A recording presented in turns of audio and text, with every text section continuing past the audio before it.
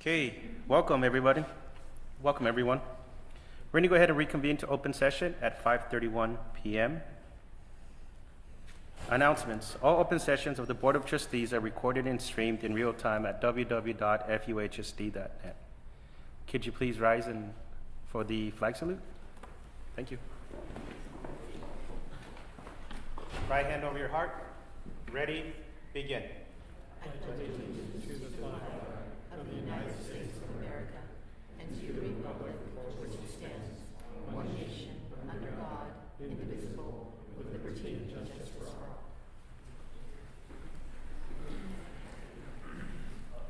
Thank you. Roll call. Board of Trustees, Oscar Caralampio, President, present. Eddie Jones, Vice President. Present. Thank you. Tona Rodarte, Clerk, is absent today.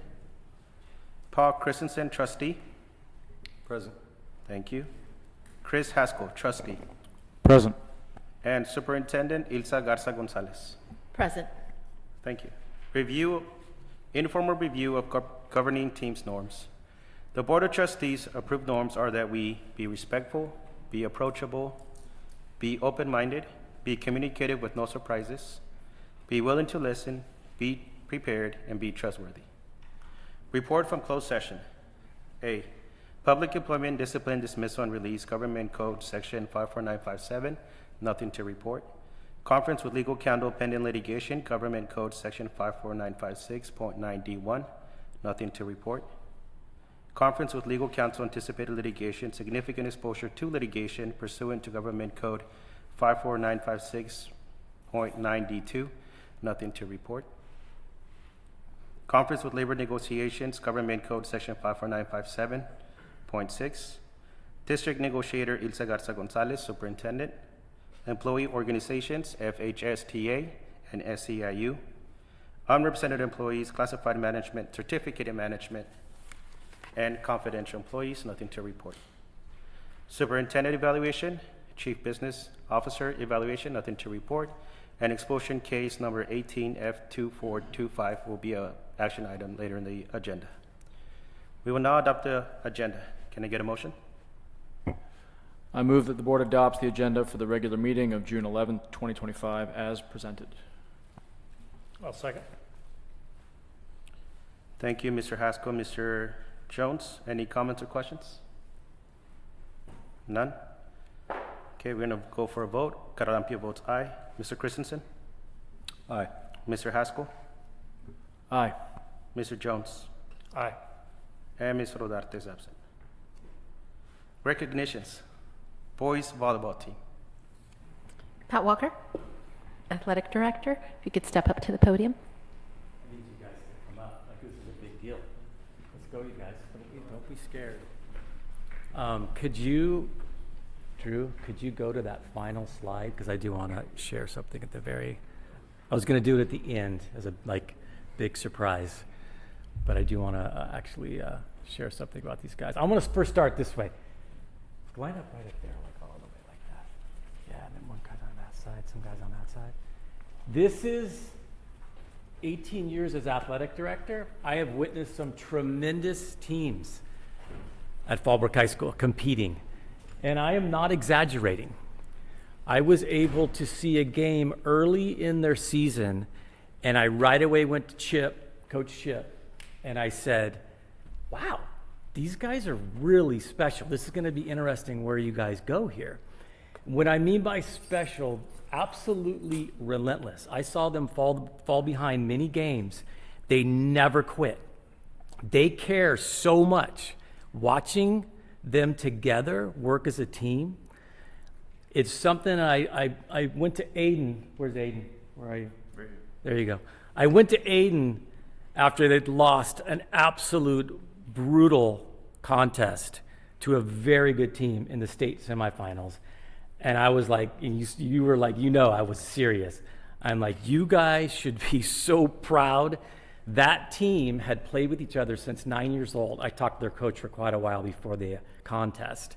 And I wanted to know a little bit about them. And that coach, like Chip, was like, these guys are really good, but we've watched film on you guys. This is going to be quite a contest.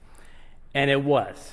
In fact, our president was there, and he saw, again, this team fought so hard to go all the way to the 5th set and battling an entire time. So, again, you guys, 18 years, one of the top teams I've ever seen, and I mean culture, playing together, friendship, leadership. I mean, again, constantly when a guy would make a mistake, and I saw this in the CIF championship because they lost the first game, they kept on just coming up. We're not quitting. And patting each other on the butt, and let's go. We got this. So they never gave up, and that's why these guys are CIF champions, and that's why they went to the state semifinals, which is a big deal. So I'll save that for the very end because it was a historical season, and we have some highlights. But do you want to share any of the individual? Because it's pretty awesome. So individually, Jeff Patterson, they call me Chip, been here for 13 years. Girls and boys went to CIF championship. But like Pat is saying, truly I can say 2 of my sons played for me here at this high school. And these particular young men are very impressive because they did do something that was different, right? They said history, but as a team, I can say it came down, Coach Lay is my wife, and she's our assistant coach. Coach Lay got cancer. She had cancer, but it came back mid-season. So she started going to chemo. She lost all her hair. And it surprised me that if you look at all of their hair right now, it's short. They all bond together and cut their hair off. And it made their hair pink for one game to show their respect to Coach Lay. So on behalf of Coach Lay, because she's still homesick, you know how much you guys mean to her. You mean the world to her. You mean the world to me. And like I tell you, there's not ever going to be a time that when you need something that I will not be there. So I thank you so much on behalf of Fallbrook High School for what you have done by setting history. And as you know, we will have 5 of them returning next year, so they will keep that culture going. So to my seniors, put your hand up. 1, 2, 3 seniors right here. That's all we're losing 3 seasons. Like I say, we don't lose you. We always hope that you come back to help out for next year. They're moving on to play college volleyball. So I can truly say I'm taking my hat off to you. Thank you so much, guys, for all you did this year. Pat, thank you for always giving me the opportunity, not only to do boys, but girls. And I really appreciate it. No matter what it was, you gave me that start. So I have to thank you for letting me coach these young men. Appreciate it. All right. Just want to say congratulations. Definitely, I was there, and we were rooting for you guys. I took my kids. My boy wants to try volleyball, and so does my daughter, just because, talking about the game was so exciting. Thank you so much for everything that you did. Y'all really cool kids. Thank you. Yeah, I just want to say I've played on a lot of different sports teams, a lot of really good sports teams that didn't fulfill where most people thought they were going to strive to become, and a lot of really bad teams that really have gone above and beyond and been profound, and I think that's a testament to your coach. I've seen some great teams led by great coaches that have been tremendous in the leadership that they develop with you guys, and as you keep going through different sports or through college and you identify other coaches or different teams, this team will come back to you as the level of what camaraderie should be, leadership should be, and it stems from Coach Chip. So congratulations to you as well. Last note, my nephew played with you. He's always played soccer. That's been his drive. Christian. And it was really interesting to hear that he was going to play volleyball because he's never played. He was always a soccer guy. And he's made comments, he's a pretty quiet guy, but he's made comments to me about how he was blown away by the camaraderie and the sportsmanship on the team. And that wasn't something in all of his club sports and travel soccer ball and baseball that he'd ever experienced. So my hat's off to you because you obviously are the leader of the team and you correlate to the rest of the guys. So congratulations to all of you and a job well done. Thank you. Yeah, congrats to the players, coach, the assistant coaches, man. Y'all really there for the kids. It's really cool. Can I add one thing I forgot? Because we did set history in another way. I think you had 1,168 sets, so he qualified for the AVP one of the players of the years, because that's hard for a setter to get 1,100 something sets, and the record generally is at 1,000, and he exceeded it by 164. Jason broke a school record in digs. The record was 32. He got 37 digs in one match. So now that's the new school record. It's fifth in CIF with digs, and that's basically when somebody hit a ball, he stopped it from hitting the floor, and we transition. Aiding 400 is a thing that to be a hitter, to get 400 kills. I think you ended up with 421 kills. So he is also an AVP award player in kills. And the other one, Josh, he also had 578 kills, which is astonishing because both of these guys are juniors. So they will be back next year, and we'll keep it going on. So I can say you always be in the green book, the record book, so that's something nobody can ever take away from you. So good job on that.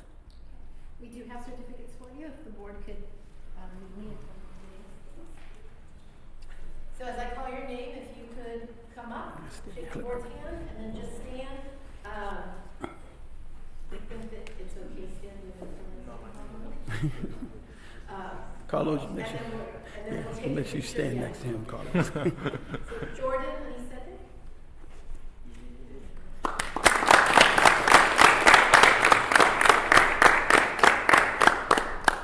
Ben is on. Ben's not here.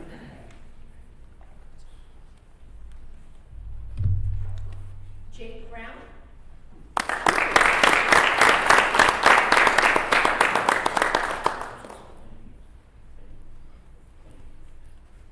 Alan Thing.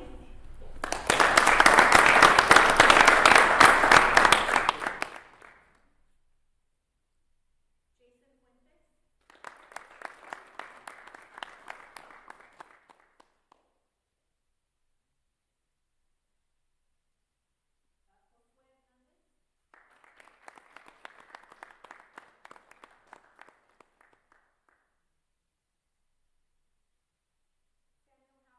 Sam's not here, man.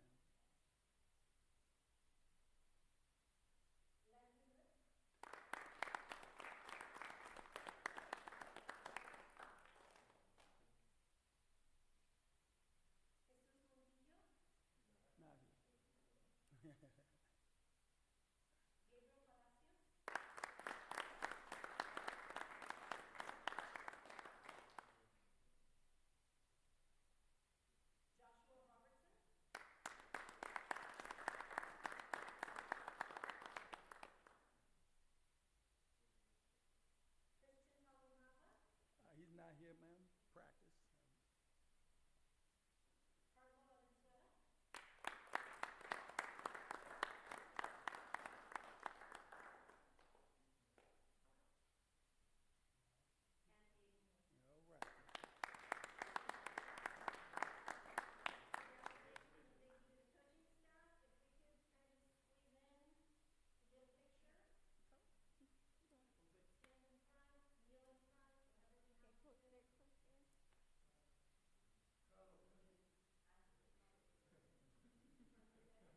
Yeah, the tall ones, maybe in the back. You can go.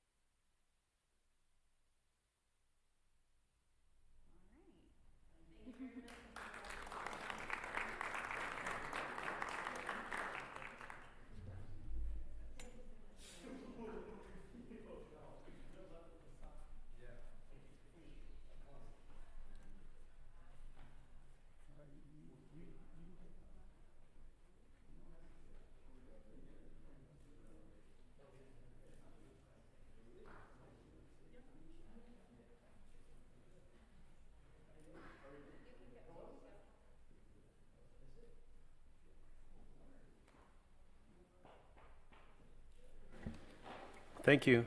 That was really awesome to experience. Next, we have presentations from Live Well San Diego, Herminia Ramirez Garcilaso.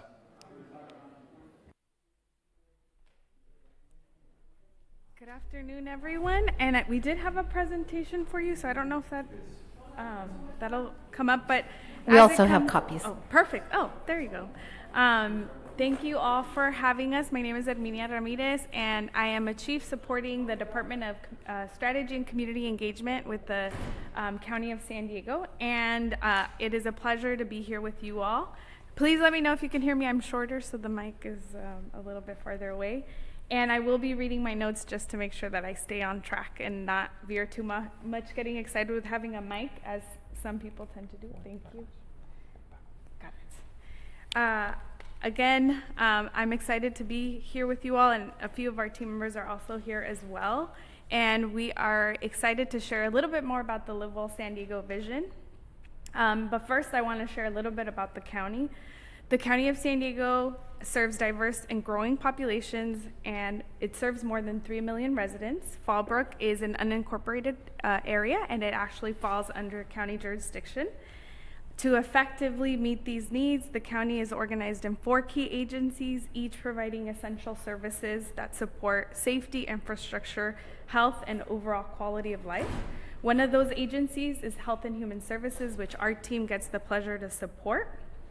And HHSA delivers a broad range of integrated services, including public health, behavioral health, social services, housing, and aging and independent programs. Much of the work that happens is in the intersection of healthcare, housing, and community supports, areas that, of course, you all as board members know that impact students, families, and the community that you all represent.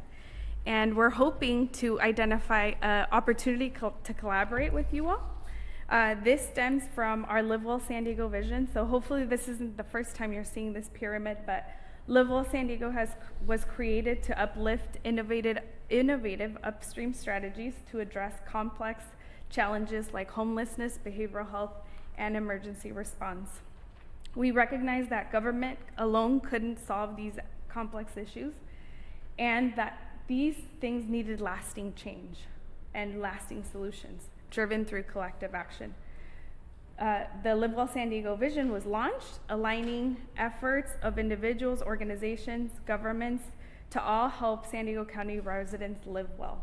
One shared vision, 3 interconnected components, building better health, living safely and thriving, and 4 strategic approaches. Together, these 5 working areas of influence are essential for the overall well-being. And the 5 areas of influence are health, knowledge, standard of living, and community and social connections. We monitor progress, of course, so aside from it being a vision, we also ensure that it is data-driven, and we monitor progress through 10 indicators measuring collective actions of the recognized partners and community stakeholders. These shared visions promote healthy choices, drive policy and environmental change, and unite leaders and organizations under one common purpose. Our goal is to leverage data to inform action, align efforts across sectors, government, education, business, healthcare, media, faith-based groups, and all to build healthier, more equitable communities in the County of San Diego. So the invitation that we have for you all today is to join the Live Well San Diego as a recognized partner, and there is an application process.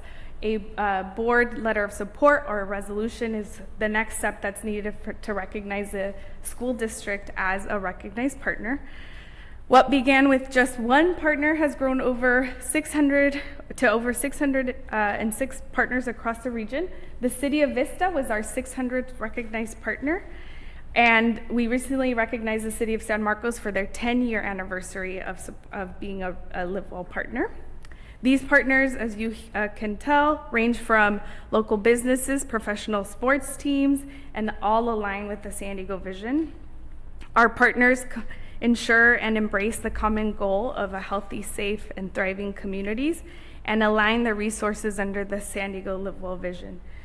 And of course, the county is the backbone support to these efforts, and really is That's the power of collective action. Most school districts in San Diego are part of this network already, and we are here today again to ask you all to support the advancement of the application. We're grateful to have worked with Dr. Luna. She's been a great champion and just great connection overall in terms of taking our calls and emails, but also reaching out when there's ever a way that we can support, because this is definitely a two-way partnership. The mission is to ensure that students in the Fallbrook area have also access to county resources, ensuring that our team has the opportunity to bring those to wherever they're needed. One of the ways that we partner with you all, and this specifically stems out of our department, or can partner, is through ensuring that we're on campuses. Our department, the Department of Strategy and Community Engagement, supports HHS strategic and operational goals that include strategic planning, community engagement, communication, and data analytics. Again, informing that data piece, you're going to hear me say that a lot, partly because that is really where we aim to be, is ensuring that data informs our practices. And our department serves as the backbone for the Live Well San Diego vision, leading communications, strategies, and outcome tracking across these partnerships. And we're likely to knock on your doors, eager to collaborate. Again, this is just one example, but there are many more of how we can support, and I'll highlight those. In our department, we also oversee anti-poverty initiatives through the Community Action Partnership Team, health education. We have community health workers that are, or promotoras, who are part of our workforce. And we collaborate with organizations and residents through community leadership teams, which you'll hear a little bit about later on. And our work is focused on equity, ensuring that we're driving equity, prioritizing the needs of the vulnerable and underserved populations in our county through culturally and linguistically appropriate outreach and engagement efforts. So our team can partner with all the schools on school events such as coordinating health fairs, so ensuring that county departments that you'd like represented on campus are here, but also not even within the county, outside of the county, ensuring that there's connection to partners. Leveraging our resources like our Live Well mobile unit, which is an actual mobile unit that can bring county resources to different campuses and community spaces.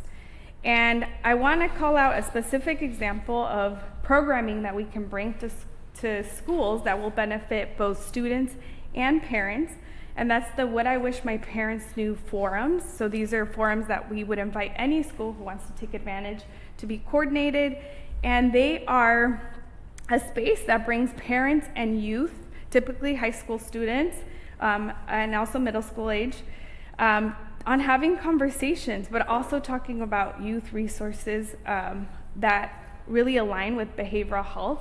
We know that it's a growing problem for families, and there are a lot of unmet needs in the community, and having these open forums provide both the knowledge of mental health and mental health prevention resources, but also how to connect and bridge that to the family unit and ensure that they're successful. So we work with schools to host events on campus, off-site, and typically off hours, outside of work hours, or so that parents can join. And we form a planning committee advised by the school, and we work to identify what would be the best way to bring this forward to campus. And of course, it's tailored to each of the school's community. So that's just one example.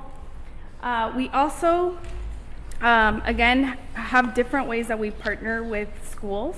So one of them is, we know that as a priority to you all is to combat absenteeism. And we've done a lot of work in different school districts, and we help in different ways. One of the things that we can do, our team can collaborate on, is advising on district wellness policies. And these are an upstream way to, one, get you data, get you access to resources, and ensure that the wellness policies are up to date, not just through your resources or your staff time, but also through ensuring that we're collaborating and building in that policy and systems and environmental change into that. We can also provide student and family nutrition education, offering presentations at assemblies, are bringing our mobile unit, and the handouts that you see here are actual handouts, and we actually have some of them for you today. One of them is our absenteeism handout that we crafted together, so as a template for that school districts use to promote engaging families and really showing the importance of coming to schools. And then the other flyer that you'll receive in just a second is a whole online toolkit of resources that were tailored just for schools, and that we're hoping that school staff really can take advantage.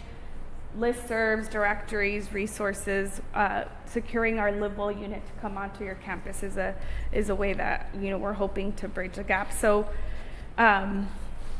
those are some tangible resources. Of course, that all of these, and I know I went through it really fast and tried to honor your time, but all of this comes with the support of our team. So of course, we know that websites and whatnot are harder to navigate, and so some of the ways that our department can support, if answering direct questions, specific questions, really having go-to connections within the county, whether it's in our department or outside of our department. And lastly, and just to share, in this partnership, in this collaboration, we aren't asking you all to do anything outside of what you already do, possibly identifying collaboration strategies or finding those points of engagement. But there are still lots of ways where school staff and any other team members who'd like to join can stay connected to our county. One of those ways is our county leadership team meetings, which are regional. North County will actually host its next leadership team meeting on July 2nd from 10 to 12. Dr. Luna joined us just last month for one that was, just last week, for one that was focused on back to school resources. And it really is a space to network, to really drive regional work and ensure that there's not as much duplication of services. So that's one example of opportunities where we might collaborate and where we might ask you all to join, maybe present about what the school district is working on, and so on. We also have our sector team that meets virtually, provides webinars and other resources around the different sectors. As you can tell, there's one specifically for education, and these are great resources. We are in these two spaces, both our leadership team meetings and our sector meetings are spaces where we use to provide specific updates on public health guidance, recommendations, sharing resources, best practices, and opportunities for collaboration. And that was the briefest nutshell of Livewell San Diego, what it means, how we can collaborate, and opportunities that the school district might be able to take advantage of. And that is it for my presentation. So I don't know if you all have any questions, but we would appreciate the support of the advancement of this application and hopefully make you our 40th school district as a recognized Livewell partner. Thank you for the presentation. I think I've seen you at the Mira Costa events during the summer. So I know that my kids have walked in sometimes to the mobile clinic or the mobile bus that you have. So it's really great to see you here. Thank you. Anyone else? I don't have any questions, but I'll probably be maybe reaching out to you. I've got a couple other organizations that we may be able to collaborate with or talk a little more.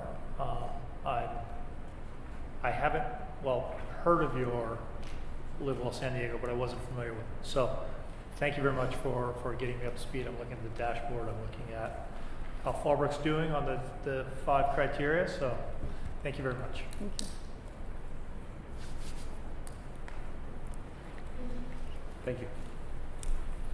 Next, we have a report from SEIU, Ms. Maura Bauer.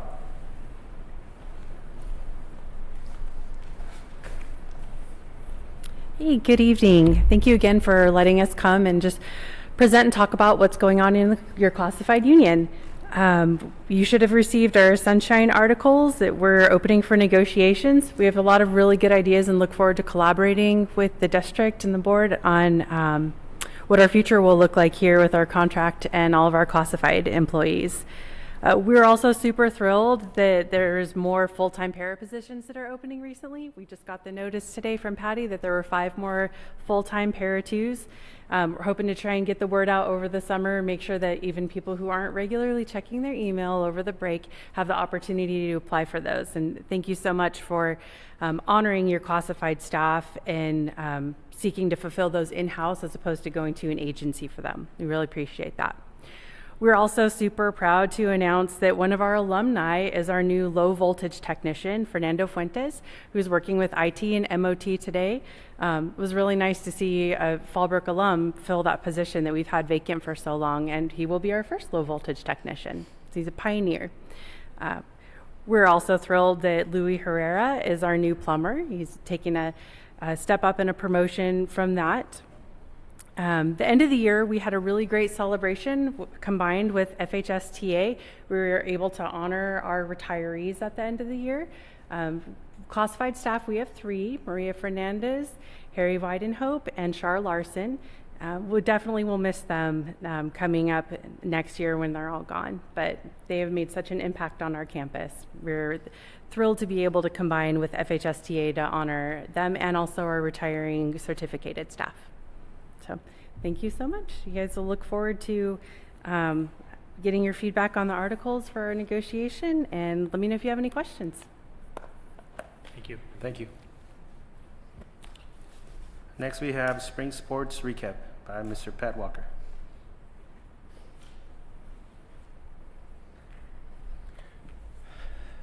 Thank you for allowing me to present Spring Sports. It was full of CIF, one CIF championship, league championships. We had a player of the year. So it was a very solid spring for sports. I'm going to go back to that. Okay.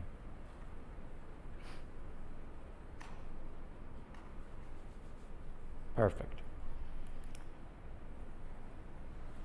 Okay, I'm going to start out with girls lacrosse. They were 9-14 overall, 5th place in a tough Palomar league consisting of all D1 teams. They had 1 first-team all-league player, 2 second-team all-league players.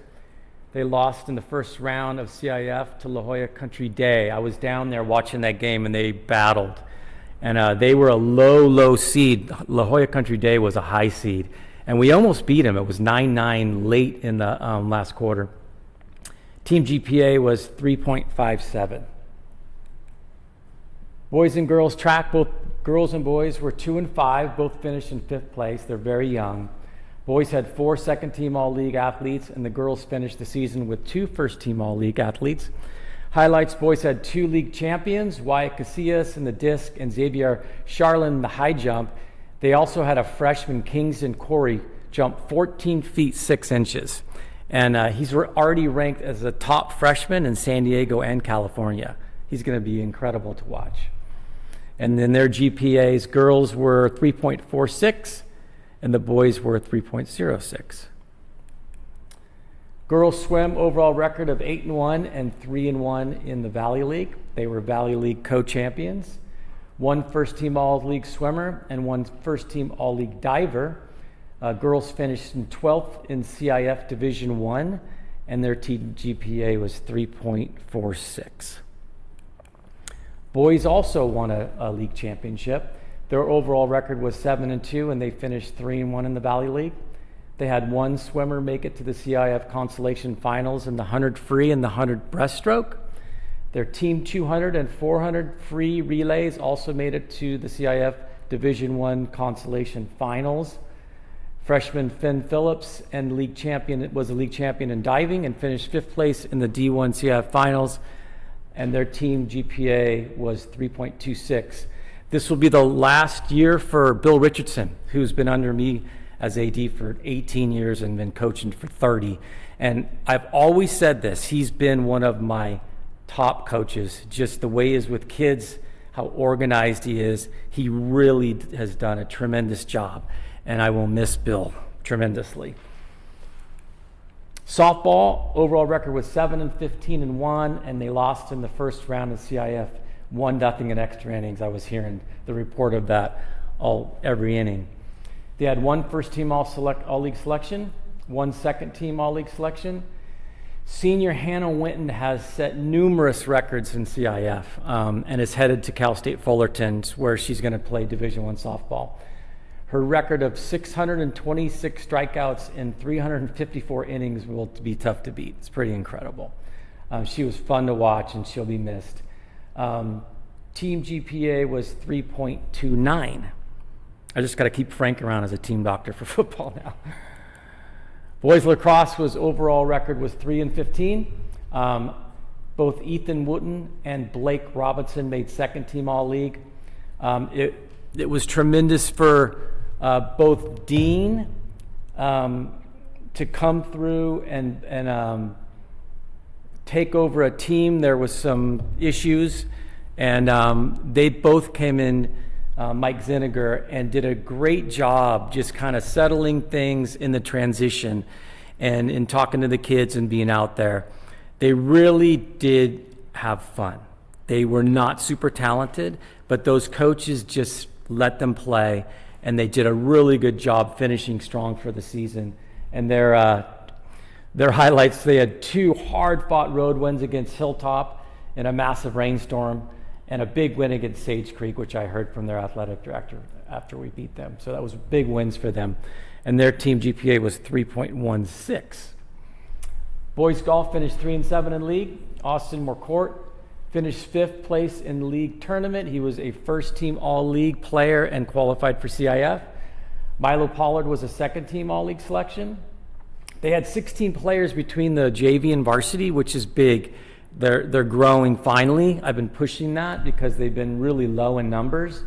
So that's a big deal. They only had 2 seniors, and their team GPA was 3.28. Boys tennis, overall 11-6. They also won a league title, shared it with Valley Center.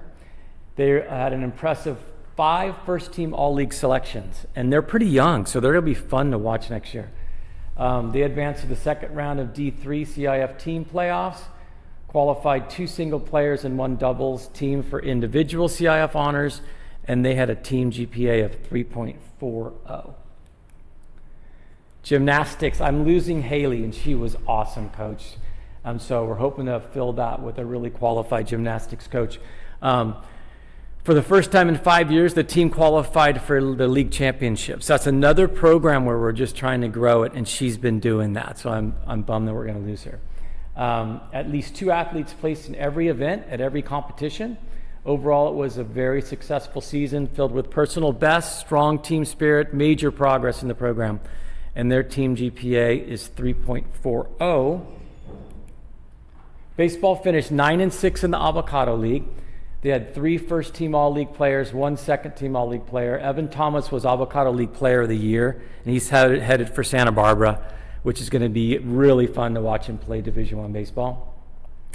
They lost 2-1 in the first round of CIF to Escondido in a hard-fought game. I was there. And assistant coach Donnie Lucy did a great job filling in as the head coach. He really did. Their team raised another 1,500 pounds, over 1,500 pounds for the food pantry. That was always awesome. They do a great job there. And then their team GPA was 3.38. And then our FHS Athletes of the Year, take them down to breakfast. It's a really neat event for HSSA. Was Gianna Alvarez Lindemeyer, and her GPA was 4.0. She played field hockey, soccer, and lacrosse. Very impressive. She is headed to Santa Barbara. And Evan Thomas, his GPA was 4.4, and he played football, baseball, and basketball, and he's headed for Santa Barbara. And last, I know we already had him here, but I want to go over some of the specifics. It really was a historical season. Overall record of 26-15. Most wins ever for boys volleyball. They finished 8-2 in league. San Pasqual beat them twice, once in the regular season and once for the league championship, and to come back and beat them in the playoffs to get to the CIF championship is a big deal. And so that was really fun being down at San Pasqual and rubbing it in with their athletic director. It was great. They took first place in the 2025 Sweetwater Tournament and second place in the 2025 West Coast Challenge. Again, CIF champions, CIF state semifinalist. Best match I've ever witnessed. It was incredible. They had 2 first-team All-League players, Jason Fuentes, senior, and Joshua Robertsons, junior. And then 2 second-team All-Valley League, Gabriel Palacio, super passionate player. He was fun to watch. And then Aiden Way, which is a junior. And their team GPA was 3.11. And that will do it for spring. It was very successful. Big thanks to all the coaches. I know that coaching isn't easy. I used to coach JV girls soccer at Valley Center High School many years ago. And one game against Sweetwater, we're coming back and the bus broke down on the freeway. It's late at night. We had a newborn baby, so I know that coaches sacrifice a lot, and they have to give up a lot of time away from their families for a season. But time is precious. So big kudos to all the coaches, and thank you for, just thank them for everything that they do. Appreciate it. Anybody else? Anybody else? We're good. Absolutely. Thank you. Thank you. Public comments. The Fallbrook Union High School District Board of Education encourages and invites the public to comment on agenda and non-agenda items. Individual speakers will be limited to 3 minutes per legislation 1292. The board will give twice the allotted time to a member of the public who utilizes translating technology assistance to address the board. Total public input on any one subject will be limited to 20 minutes and may be extended at the discretion of the board president. Comments on non-agenda items will be heard at this time. Comments on an agenda item may be taken at this time or when the agenda item is discussed by the board. Speakers will be called in order by topic and when card is submitted. The district silence should not be mistaken for agreement with public comments. Rather, the board remains silent to comply with California law, avoid legal entanglements, and or to protect the privacy of those involved. Do we have any agenda or public comments? We do. Yes. Thank you. Mr. Gunnar Wiesner? Yes. Thank you. You have 3 minutes. Thank you. Okay, so we are from the Fallbrook FFA. My name is Gunnar Wiesner, and I am now serving as the current FFA president. So we're here to talk about the San Diego County Fair, where we bring animals, sheep, pigs, lambs, goats, and steers to the San Diego County Fair to show. I have a calendar for you guys, if I can pass that out real quick. And I am currently I'll be a student now. And the FFA, I just like to give a brief overview for some of you who may not know, which I will do. But the FFA is a student-run organization. It is a national organization. And here we are in the Fallbrook chapter. And here's Jonah. Hello, everybody. My name is Jonah Collins, and I'm a junior here at Fallbrook High School, as well as the Fallbrook FFA chapter treasurer. And we're just going to go over the calendar real fast, just so you guys understand it. Okay, so the calendar for this upcoming week is going to look like, starting Saturday, we are going to move all of our trailers and stuff in, all the families, and get that set up. And then Sunday, we're going to load our trailers here at Fallbrook High School with all the supplies and stuff we're going to need for the following week. Monday, we're going to take all the tack and all the trailers and the stuff we're going to need with the animals down to the county fair. And then Tuesday, that's when we're going to move in all the livestock. We'll have our livestock vet check, as well as the livestock weighing starting at 2 p.m. And then Wednesday, we're going to have market sheep starting at noon, and then followed by market goats. Thursday, that's when beef and swine showmanship is going to start.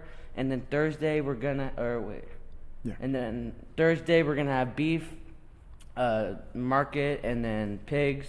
And then Friday, we're going to have the championship drive at 7:30, as well as the sheep showmanship starting at noon, followed by the market goats. And then Saturday, we're going to have more beef starting at noon, followed by market pigs. And then Sunday, we're going to have the livestock auction starting at noon, and award ceremony starting at 7:30. Yes, and so just to clarify, market is how market ready the animals are for being able to be consumed. And then the showmanship is how well you present yourself along with the animal. And so if you guys if you're interested, please come out to the San Diego Fair. It's so much fun. We love seeing support from the community, and we always try to push it back. I know that we always send out buyer letters. I sent one actually to Grocery Outlet just recently, and they were like, okay, sweet. So they do come in and they support the FFA, and then we go out and support the community as well. So thank you for having us, and we hope to see you guys there. Thank you. Yeah, appreciate it, guys. Thank you. Thank you.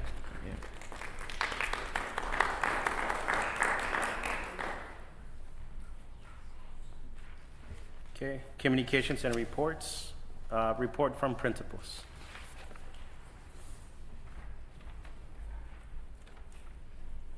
Good evening. I'm going to be presenting on behalf of both Lauren Jones and myself today. So I'll start with Lauren's report. Last week, we had the honor of watching our seniors cross the stage at graduation, marking the culmination of years of hard work, growth, and perseverance. Lauren would like to extend many thanks and appreciation to our board for your support and participation in this year's graduation ceremony at FHS. She's extremely proud to report that her graduates were additionally representative of many awards and recognitions noted by school-issued regalia worn during the ceremony. Just to highlight a couple things, over 35% of FHS graduates received Golden State Seal, indicating that students had demonstrated superior performance in English, math, science, U.S. history, and at least 2 additional subject areas. Over 60% of their graduates, 60% of their graduates were A through G, indicating they had met or exceeded the UC and CSU requirements. Approximately 50% of the class of 2025 graduated with a 3.0 or higher. Additionally, many of the FHS graduates are moving on to higher education, military service, or meaningful careers and opportunities. Their accomplishments reflect not only their individual dedication, but also the outstanding support they've received from our teachers, staff, and families. Looking ahead to 25-26, the preparations are well underway for a new school year, including planning for our annual registration week, which will be held July 28th through August 1st.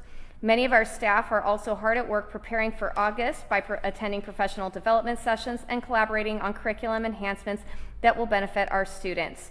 While I know everyone enjoys the chance to rest and reset during these summer months, she is also looking forward to welcoming back everyone in August for another year of learning, growth, and achievement. She would like to extend her sincere gratitude for all of your ongoing support and the support of our school community.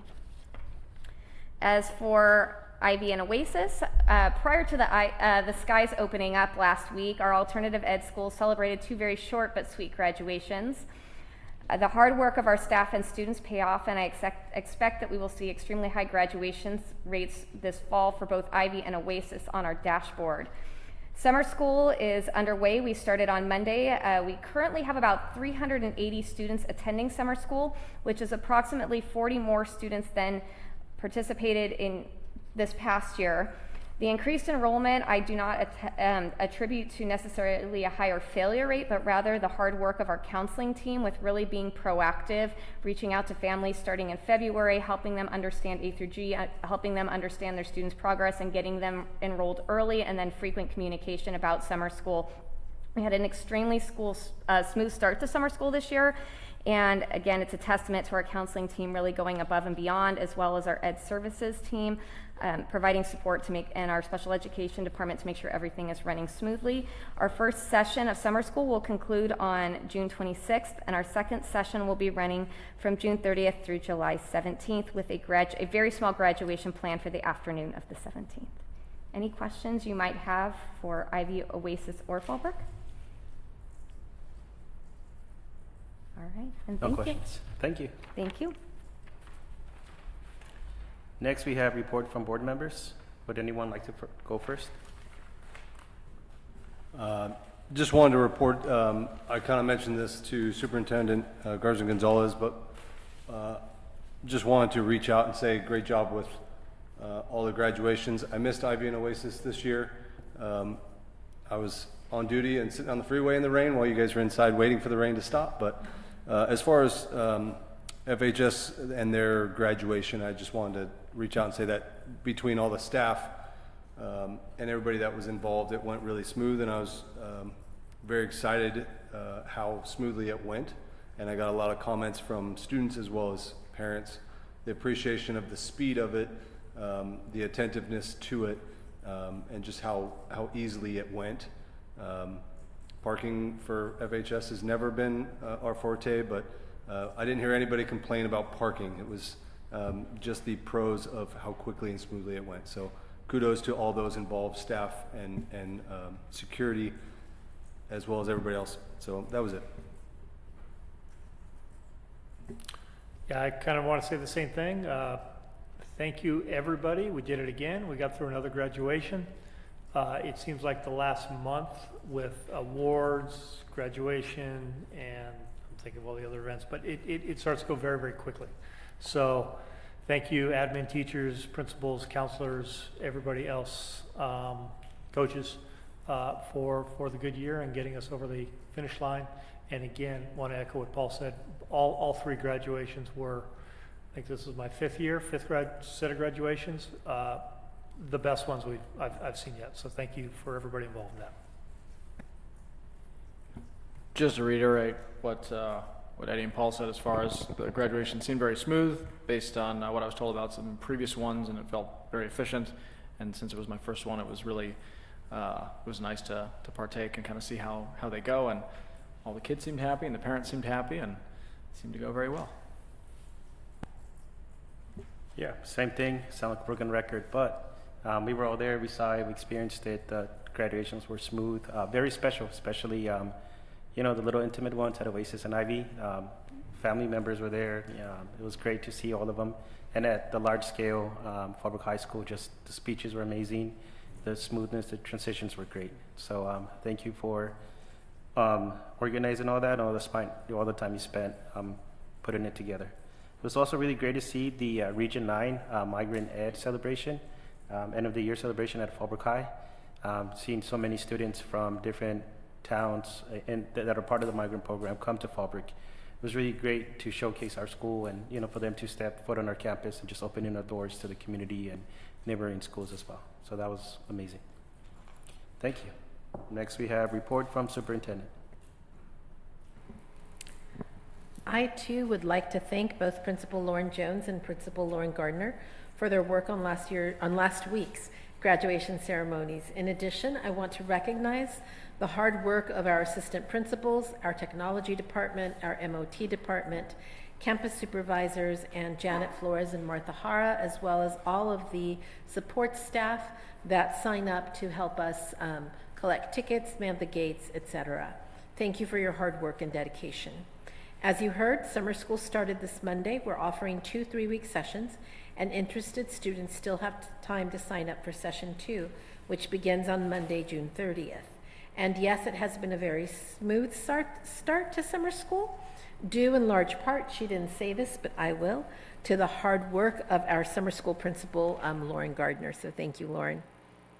I am pleased to announce, I was going to say that we have established, we're one step away, that we are almost done establishing our Fallbrook Union High School District Foundation. We only need one more letter from IRS so that the bank can create those accounts. The foundation is a district-supported 501c3 representing a strategic initiative to fund scholarships, facility needs, and educational and athletic initiatives. Under the supervision of myself, the Chief Business Officer, and the Foundation's Board of Directors, the Foundation will include donor naming opportunities, formal appeals to venture philanthropists, major donors, private donors, planned gifts, grant seeking, and the formulation of local and national sponsorship opportunities.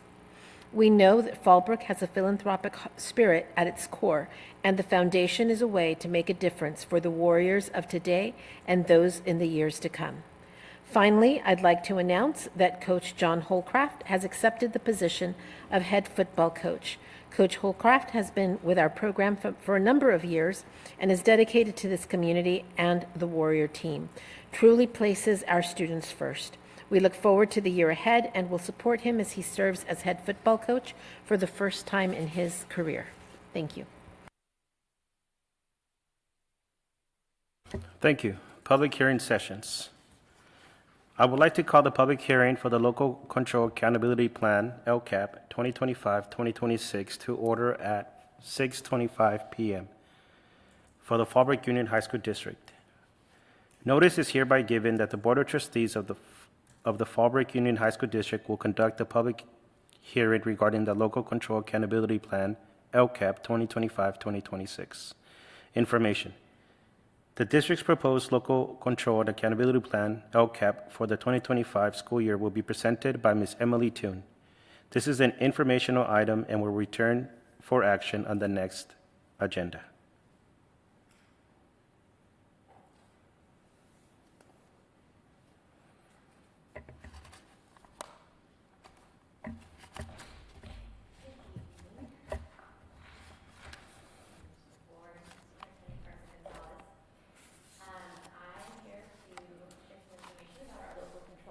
responsibility plan. I know I've brought this to you a variety of times over the course of the year, but this is in preparation for 25-26. So I do have some highlights here.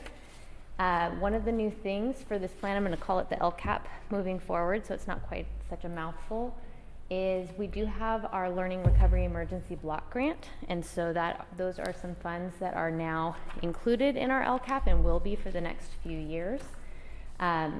We do an annual needs assessment for our LCAP, and the LREBG funds, Learning Recovery Emergency Block Grant, are funds that are required to have that needs assessment as well. So it's all been incorporated, and the funds that we're using for next year are also embedded within the LCAP, so you'll see some of that.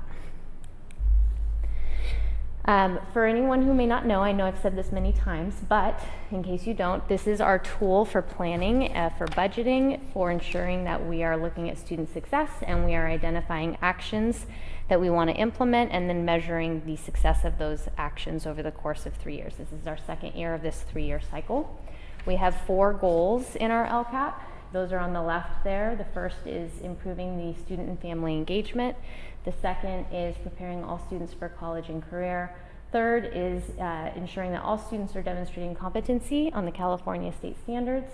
And the fourth is a IB specific goal, making sure that we're providing breadth of opportunities for our IB students, especially as it pertains to CTE, dual enrollment, and A to G courses, because that comes from our needs assessment that they had a low CCI. In terms of our population, we are a high socioeconomically disadvantaged population. We also have a population of students with disabilities and English language learners. We have been in state assistance for those 2 subgroups, and so those are called out throughout the course of the LCAP. A quick overview of the funding. We do receive our LCFF base grant in blue there at the bottom. Our LCAP includes a variety of funding sources, so our federal funds are in there, our state funds, etc. But when it comes to our LCFF funding, the way that it works is we have our base grant, and then for the students in the box on the left, those they're called our unduplicated population. Those are our English learners, our socioeconomically disadvantaged, our homeless and foster youth. We do receive supplemental and concentration grant funding in addition to those base grant funds. Those supplemental and concentration grant funds must be targeted to support the needs of the students in that box on the left, our unduplicated pupils. All students can benefit so long as the action utilizing those funds is targeting the needs of those students. So this is, it's really called out in depth in the document, but you'll see it's almost 100 pages. But this is our budget overview for parents. It just is really kind of showing our revenue in terms of what you'll also see when Brenda shares the budget. The top darker row is our total LCFF funds, but then the 2 below that is breaking that out a little bit more. So our supplemental concentration grant funds, we have about $6.4 million. That's about 16% of our revenue. And then our additional LCFF, that bottom 24 million is that 62%, and both of those together is that 78% at the top. And then below is our state, local, and federal funds with our total revenue there at the bottom. As I had mentioned, we do have some requirements around our LREBG funds. It's wonderful. We have those funds over the next few years, but they do have to be tied to a needs assessment, and that means that we do have to look at, which we do anyway, consistently. We look at our English language arts, our math outcomes, and our chronic absenteeism. We look at a lot of other data in addition to that, so it really segues in pretty nicely. But we are meant to target the needs of those funds are meant to target the needs of things that come up in our needs assessment. They don't have to follow our unduplicated pupils, but they do have to be tied to the needs assessment.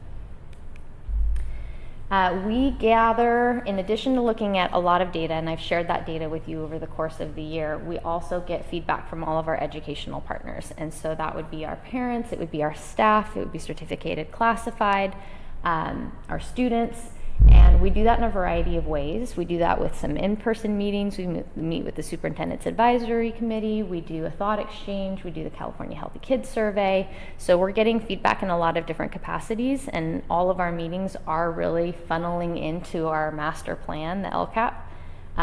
So we're doing that over the course of the entire year. This is kind of a general summary. I won't read it all to you, but a couple highlights from that are we had a lot of positives about the variety of courses we're offering. So because of the trimester system, we've been able to offer a lot more electives. So there was a lot of positive feedback about the electives that we were offering. In addition to that, there was actually even a request for more electives. So some of our students, some of our parents are saying they want to see even more electives, especially things that are tied to life skills for students.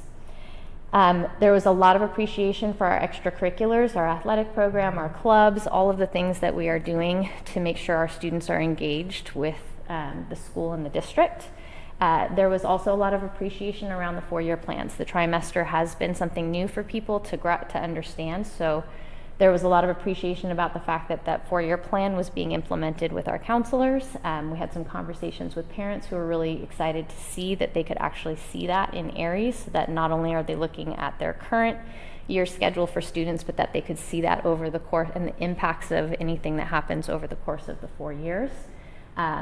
Simultaneously, there was feedback from parents and staff to continue working on making sure that the scheduling and the communication of the scheduling was really clear for students and for parents. Warrior Pride Time was a huge highlight.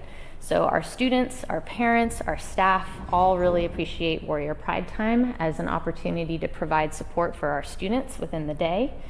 Our parents also said, and our staff as well, there's very obvious career readiness culture that's being established. So parents were really appreciative of that.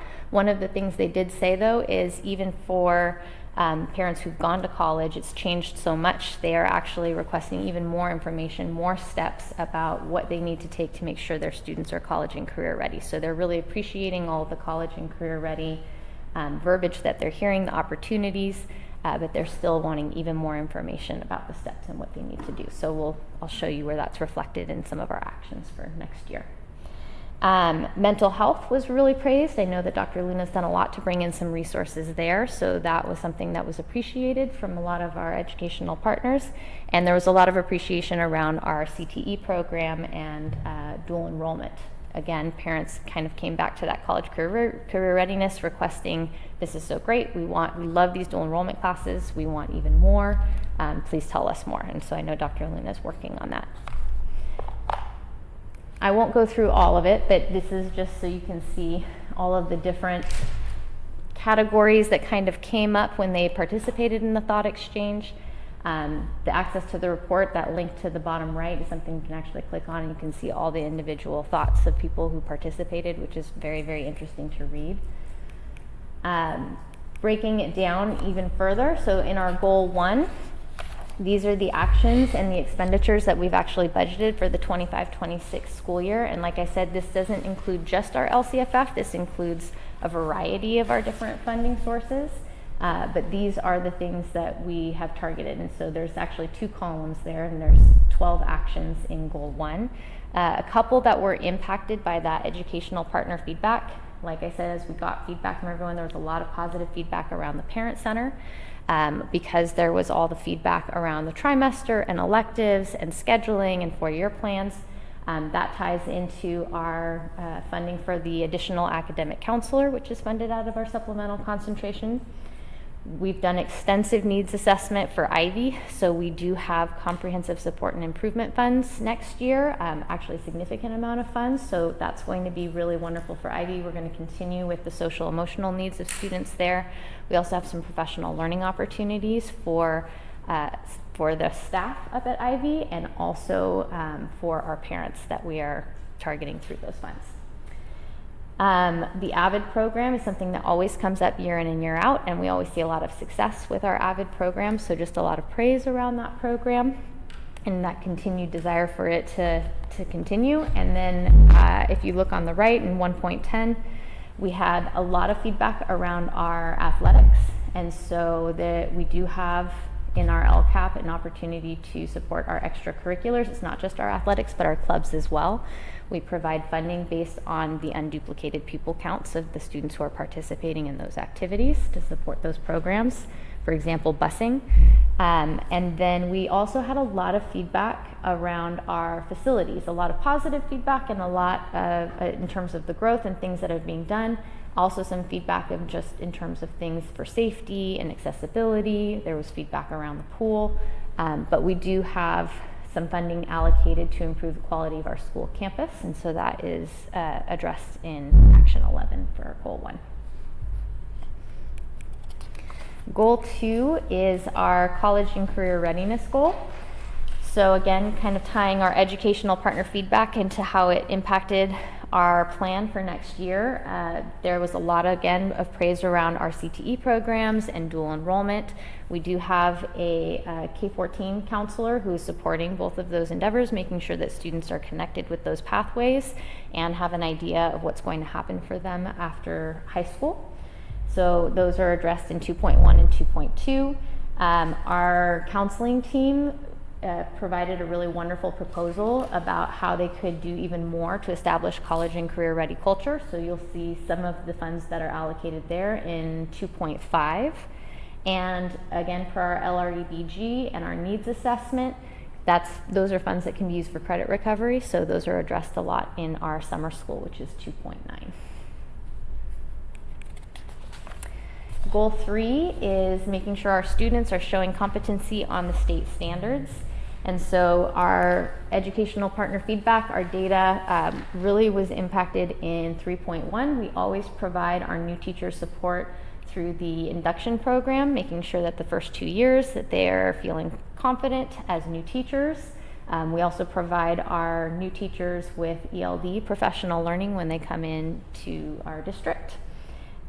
We had a lot of praise around our bilingual paraprofessionals, a lot of requests for even more and continued support for our newcomer populations.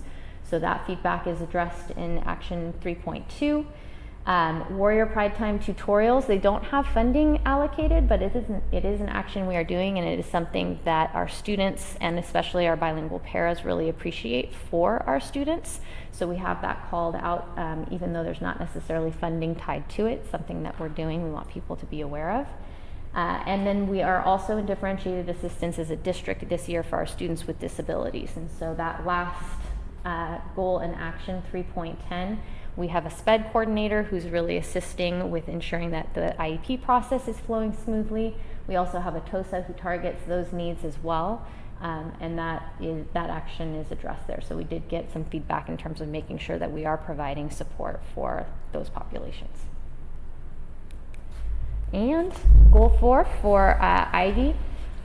We always pay attention to Ivy, but we have them as a specific goal. So you'll actually see that for Goal 4, some of this refers back to other goals and actions. And that's because there's things that we are continuously doing for Ivy, regardless of our comprehensive support and improvement funding.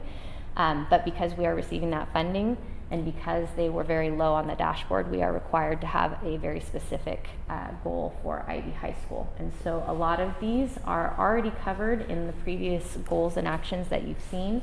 The only two that might be a little bit more called out, they are also receiving equity multiplier funds, which is because they have such a high socioeconomically disadvantaged population and because their numbers are so volatile because they have students going back and forth. They receive those additional funds, and so those are being used for some of the social emotional curriculum for the girls and boys at Ivy. And we are also looking at utilizing those funds in the future for a possible portable to make sure that we can house the CTE pathway that is now being offered up at Ivy High School because they are a small space. So those are some of the things that hadn't been called out earlier. So that actually concludes our local control accountability plan. I do have a little bit more to share with you, which is our federal addendum, but before I move on to the federal funds, do you have any questions about the LCAP portion? I know it's a lot. Okay. So federal funds are not required to be entirely budgeted in our LCAP, but we do have a lot of them budgeted. We have a separate federal addendum for that. This is just a quick overview of our allocations that we were given in 24-25 that we'll be using in 25-26. So about $553,000 there, and that's broken down by our Title 1, 2, 3, and our 4. We are a school-wide program for Title I. I won't go through all of this. These are just the required elements that you'll actually see in the plan if you want to go through and read all of that. But some of the things that I do think are important just to know is our allocations. So we do have some reservations for those Title I allocations. Of that $380,000 of our Title I, we do have private school that we hold off to the side. So if we have students within our area that go to a private school, we're required to provide them some of those funds. We usually have a school or two each year, but this year we did not have any students that were claimed at any of those private schools. We also pull some money aside for our homeless reservation. We use that to make sure we're buying caps and gowns, paraphernalia, things that our McKinney-Vento students need. So we pull that off the top as well. 85% of the funds are allocated to Fallbrook High School on a per pupil calculation, and those largely fund AVID and our bilingual college and career liaison, with a smattering of some other things in there as well. 5% of those funds go to Ivy High School, and those largely all go to our bilingual college and career liaison, who's split funded between both school sites. And then they will also be receiving a lot of those CSI funds, which is about $400,000, and those will be allocated in their SIPSA along with their Title I funds. So for Title II, this is all around professional learning, and the key for Title II is it's not a one and done professional learning. It's something that has to be ongoing, continuously over the course of multiple years. So we use our Title I or Title II funds to pay for our induction program for our new teachers, and then we use a lot of it around subs and contracts. So that additional $52,000 usually goes to whenever we need to pull teachers out of class. We're paying for the subs to make sure that we can use that time with them, or we're paying them the additional hours outside the day to do some of that professional learning work. Title III is one of the more stringent federal funds that we have. It's very, very specific in terms of how you can use it to target the needs of English language learners and our immigrant youth. Some of the ways that we use it, there's two allocations. This is just our Title III for English learners in general. We pay for ESL, ENA, citizenship classes, and tutors through our Saturday Academy, and those are classes that are open to our students and to our parents. We use some of those funds for our ELD standards training, and then we do have a program called Elevation that helps us track all of our data around our English language learners, and we provide parent workshops with some of those funds as well. We do get immigrant funds, and those are largely all targeted towards a foundational literacy class that we have. Some of our students that come to us have large gaps in their education, and so we provide this additional course to make sure that we're building up their reading skills and their phonetic skills, etc., to make sure that we're giving them better access to what we're offering here. And Title IV is our last fund. Key here, I won't read all of this to you, but the key here is that 20% of it has to be targeted to one of these different activities on the right. We use our Title IV funds for breadth of programming, and that's usually our IIB program. They also ask that we have funding in there that's targeted to mental health and to technology.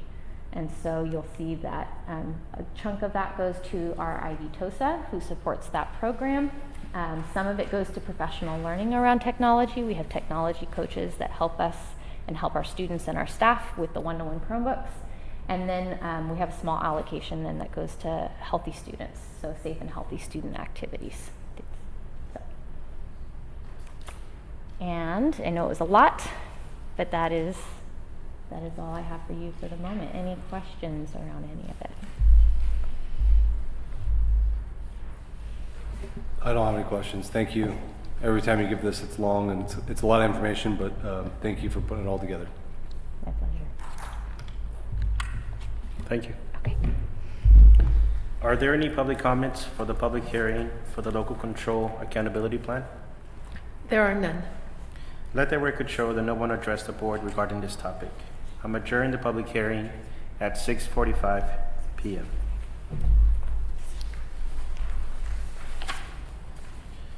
Next, I would like to open the public hearing for the proposed district budget fiscal year 2025-2026 to order at 6:46 p.m. for the Fallbrook Union High School District. Notice is hereby given that the Board of Trustees of the Fallbrook Union High School District will conduct a public hearing regarding the proposed district budget fiscal year 2025-26. The proposed district budget fiscal year 2025-2026 will be presented by Ms. Brenda Mefford. This is an information item and will be presented for the final approval and adoption at the June 25th, 2025 regular meeting for the Fallbrook Union High School District Board of Trustees. Ms. Mefford. Thank you. Okay, I'm here this evening to present the proposed budget for the 25-26 fiscal year. I'm going to start with our revenues. So we do get, our sources of revenue are unrestricted and restricted. I've called them out there, and I've included a graph to just give you a high overview of the majority of our revenue. So our LCFF revenue, which is made up from property tax and state aid, is $31.1 million. Our federal revenue is $2.9 million. Other state revenue, that's grants on the restricted side and some on our other side. I have a slide next that will show the details of where the other state revenue comes from. But overall, that's $3.8 million. Our local revenue is $1.9 for a total budgeted revenue of $39,835,862. And here's the breakdown I spoke of. So our LCFF revenue, and just like Ms. Toon said, it's $30.9 million unrestricted, and $6.4 million of that is the supplemental concentration. And then the $185,000 of restricted, that's the property tax we get from our SPED, from our SELPA. So that's what makes up the total of $31.1 million. Our federal, on the unrestricted, it's $1.1 million. $1 million of that is budgeted from our impact aid, and that's what we get from having Camp Pendleton. So that's the impact that we have because we don't have houses or students there. So we do receive $1 million from impact aid from the federal government. And JROTC and SMA, that's the Medi-Cal, that's $120,000. That's because in the JROTC program, the military does reimburse us for approximately one of the teacher salaries. So that's what that is. And that's the unrestricted. The restricted side, those are some of the federal grants. As mentioned before, Title I, Title II, Title III, there's CSI, all of our federal grants are there. On the other state, the unrestricted, that's $1,025,596. $539,000 of that is home to school transportation. That's an add-on that the state does include now and in our revenue. So that's home to school transportation, and a plan is required, and Ms. Toon always works on that and brings it to the board. Our mandatory mandate block grant. That is now a lump sum. It used to be if the state mandated that you did something, then they would reimburse you for the cost it took to do that. It was very, very cumbersome, and we had to hire somebody to do it. So a few years ago, they started just saying, if you want, you can just apply for the mandated block grant, and it's going to be part of your state revenue. So every year we do apply for that, and it's based on an ADA basis. And so this year we're getting $141,770. And then our unrestricted lottery is $344,000. That is what we allocate to the sites for their discretionary spending. That's what they use on their field trips and their supplies and graduation and things like that. Our local unrestricted revenues, $550,000. That is some use of facilities of $105,000, which the majority of our facilities comes from the Bob Burton Performing Arts Center. Swim, when we do collect swim for, because we pay the lifeguards as a district, and we collect the revenue that the swim program takes in. That's about $50,000 I've budgeted.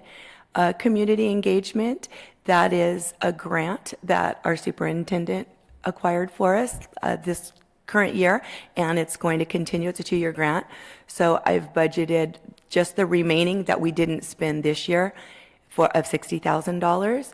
And then in that local is also about $200,000 of interest. That's our money that's at the Treasury, the interest that it earns. Now, on the other side of our revenues are our expenditures. So our certificated salaries are $15.7 million. Our classified salaries are budgeted at 7.4. Our benefits are 10.3. Books and supplies are 3 million. Services and operating expenses are 6.4. Our capital outlay, that is anything we had to do that's facilities or any piece of equipment that was over $5,000, except the lodge has changed, and going forward this new fiscal year, it's going to be anything over $10,000. So, other outgo, that is where we pay NICSE, which is our North County Consortium of Special Education. We pay for some staff there. We also have our North County Academy. Any students we have attending there are paid through that line item. And also any students that we have in our juvenile court schools are also paid from there. Indirect costs are the expenses that we charge the individual grants, and then the money comes back to us. So there's about all of our grants together, we're expecting to receive about $79,000 from those. And the financing, I break that out because that is our solar loan. We took that loan to build our solar carports, and so we do have to pay it back every year. It's $406,000. So it's a total expenditures of $44,524,000. And I've broken those expenditures out just because it's such a very high level to just say salaries and benefits, blah, blah, blah. So in our SACS codes, we have, everything has to have a function. And the function is actually what's the intent, where the object tells you what you're paying, the function tells you why you're paying it. So 66% of our expenditures are instruction and instruction related. And then we have 9%, which are pupil services. Pupil services covers our transportation, our counselors, psychologists, nurses, speech and language pathologists, anybody in that category. Ancillary services, which are 2% of our budget, that's athletics, and that's ASB, the band, that's where that goes. Community services, very small portion there, that's the community liaison that was mentioned earlier. That's to pay the staff that runs the Performing Arts Center. That also is where the lifeguards are paid, and that's also where anybody right now who's working under the superintendent's community grant, they're paid under that function $5,000. So then the next we have general administration. General administration is where any conferences or any payment for the board is funded out of there. The superintendent, district office, technology, all of our legal services, all of our accounting, our audit, everything that's paid out of there, that's a function $7,000, and that's 7% of our budget. Then you have our plant services, which is the 12%, and our plant services are our campus security, it's our maintenance operations, it's our custodial, it's our grounds, and it's our utilities. And then the other outgo, those are the ones that I just mentioned that are the North County Academy, they're the solar loan, and anything through the SELPA. So that just gives you a more in-depth, detailed knowledge of where the expenditures are. Now, the budget assumptions that we used in preparing the 25-26 budget was we were able to acknowledge a reduction of 3.5 certificated FTE, and that was basically by attrition. So we had vacant positions that we didn't need to fill at this time based on our projected enrollment. So that was, we were able to have a savings in there equal to 3.5. We have no increase in STRS over the next 3 years and a very minimal increase in PERS. I do have a slide with the actual percentages, because if you recall back at the last few years, PERS was going up like 3% a year. It was really very costly to districts. And PERS is the retirement program that most of our classified people are in. Some of our certificated are in it if they started in a classified position. So some of our counselors are if they started as a para or something. So that's what STRS and PERS. And then in order to be positive in our third year, multi-year projection that I'm always talking about, we will have to take a reduction of $500,000 next year, 26-27, and a further reduction of $745,000 in 27-28 if the revenue is as it stands now, if the COLA doesn't increase, if our enrollment doesn't increase. So these are all assumptions that we're using, that I use to prepare the budget. So just to clarify, is it 500,000 next year and then in addition 245,000 the following year? That is correct. So it's not combined, right? No. It's okay. No. Just If wanted you take clarification. some next year, then it's easier to take less the following year, because everything in a multi-year projection only compounds. All salaries and benefits added 2% because people move on their step and column. All services and supplies, they increase with inflation. We use the consumer price index. So the more you take in 26, 27, that's the less that rolls over in 27, 28. Does that make sense? Has this been adjusted with retirees of this recent year? Yes. So even with the folks that have retired, it's still 100,000, and then 745. Right? Yes, if our enrollment is what we're projecting it. Our enrollment's very hard to tell right now. We used to be able to use a cohort model, and it took a 5-year average and then broke it down to a 3-year average, and it was pretty spot on. That cohort model is now saying we're going to lose like 12 students, and then last year we were down by 65. So right now I don't have a cohort model to go by, so we're just kind of doing an average over the last 3 years. What has our enrollment been? Okay, so and then here's just at this time, after the May revision, the governor does his budget in January, and then they come back in May and do a revision. So the COLAs were adjusted, and so for 25-26, it's a 2.3%. That has been factored in to our revenue calculation.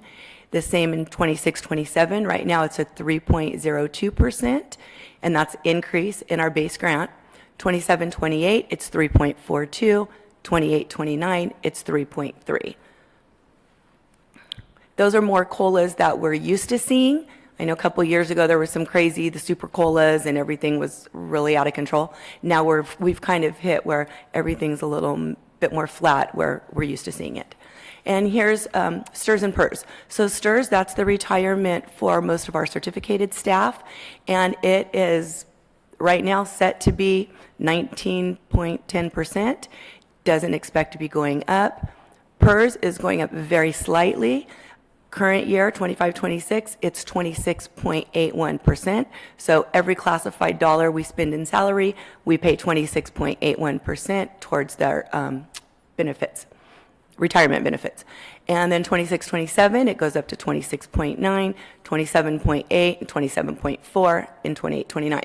So that's positive and promising to see that it's, because a couple years ago it was budgeted to go over 30%. Our enrollment and average daily attendance. We are funded on our attendance, and we are funded on our P2 attendance, which is the attendance that is the end of March. And the state always wants to know your ratio, your attendance to enrollment ratio. Ours, if you look at our CBEDS enrollment, which is the first Wednesday in October, and then you look at our ADA, which is the last week in March, it looks like we only have a 91, maybe 92% attendance. That's not true. Our ADA ratio is, this year, was 93%. And that's because from October, that's the enrollment date that is set in stone, we lose a bunch of kids, usually December, January. I've checked, they don't leave the state, they just move out of Fallbrook.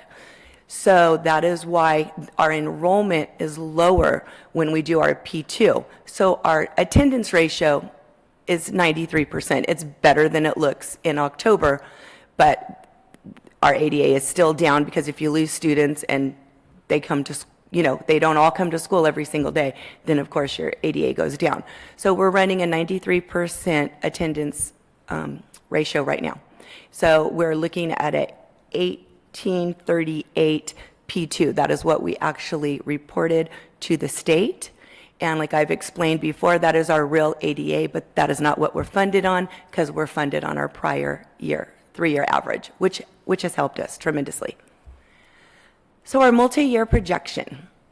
We start, and this is a combination of restricted and unrestricted, and we do have a lot of money in our restricted, because like some of the grants Ms. Toon spoke about, the Learning Recovery Emergency Block Grant, that's like $1.7 million. We have planned to spend it over 3 years, but we've already received the cash from the state, so it carries in our ending fund balance. So our beginning balance is 10.7 million. You add our revenues of 39, our expenditures of 44, and then there's always a contribution because on our restricted side, we have our routine restricted maintenance, and then we also have our special ed program. Routine restricted maintenance receives no revenue, and special ed receives a small amount of revenue, but they are very costly programs, and so the unrestricted side of the general fund has to give a contribution to those. So that's why. So $6.7 million of our ending fund balance or beginning fund balance comes right off the top to be the contribution to fund maintenance and SPED. So that we are deficit spending at $4.6 million, but our ending fund balance is still $6 million projected for the end of 25-26. We do have to keep $35,000 in our revolving cash. And then if you take out the restricted part of that and our required reserves, which are 3% of our expenditures, that's $1,335,000. So our unassigned, which is the ending fund balance that is not assigned, that is just there for us, is $2.1 million. Overall, our reserves are 7.76% projected at the end of 25-26. So then you take that ending fund balance, that becomes the subsequent year's beginning fund balance. So 26-27, we start with $6 million. We are projecting to receive $40 million, and the reason is because even though we have less students, we are still at that 3-year average, and the COLA has increased. And so that's why we're not negative, we didn't reduce. So we have $40,031,813 in revenue. Our expenditures are 42.6, so we will be deficit spending by 2.5 million, leaving us with an ending fund balance at 3.5. Once we take out the reserves, the restricted, we end up with $1 million. That's an overall 5.44 reserve. That then becomes our beginning fund balance of 3.5 to start 27-28, with revenues of 40 million, expenditures of 41, because I did reduce the 500 and the 750 respectively, as I mentioned earlier. So we're deficit spending by about 1.6 million. That leaves us with just under 2 million in our fund balance. Then you have to take out 1.2 for the reserves, and 641,000 of that is restricted. And so that gives us our unassigned of $11,000, where in the 3rd year we have 3%, which is our required reserves. That's it for our regular Fund 1. So then I'll just quickly go over. Fund 13, that is food services. We start with 3.3. She's been carrying in fund service. Our director, she ended up really gaining a lot of money in COVID, and we got a lot of money, and she was able to really take advantage of the commodities that we get from USDA. So we are doing very well there. So she starts with 3.3 million. We received just under 1.7 this year. We're going to spend 2 million. So we're set to end this year with $2.9 million in Fund 13. Fund 21, that's our bond fund. It's encumbered right now. I had to guess at what I think we're going to end up paying this year as we close the books June 30th. As for our construction projects, anything that is completed and not paid for, we will have to accrue. So that will all count towards 24-25. So we're estimating that we're going to have about $5 million left in this year, and it's going to start next year, but that $5 million is already accounted for in our electrical upgrade project. So the only thing we're going to take in is I took that and said it's about a 3% interest rate, so we might get $150,000 in interest from the Treasury, and we will definitely spend all $5,150,000, and our Measure AA bond will be depleted at the end of 25-26. Our developer fees, which is Fund 25, those are already depleted for this year. We took them down to $8. And so in 25-26, we're budgeting that we may take in $30,000 of revenues from local building. And we have, since we still have the ag project going on, so I just budgeted that we would probably spend that on ongoing things in the beginning of next year. Fund 40, that is the capital outlay projects that whenever we get unanticipated revenue from impact aid, because we only budget $1 million, and oftentimes we get more than $1 million. So I come to the board, and the board votes to move that money into Fund 40. That's kind of like the savings for our capital facilities. We were using that to pay for the pool, because now we don't have any other source of funding to pay for any construction or capital projects. So this is the only one we have. We're going to start the year with $3.3 million, probably earn about $100,000 in interest. And right now there are no expenditures planned for that. So we are projecting to end the year with $3,448,000 in our Fund 40.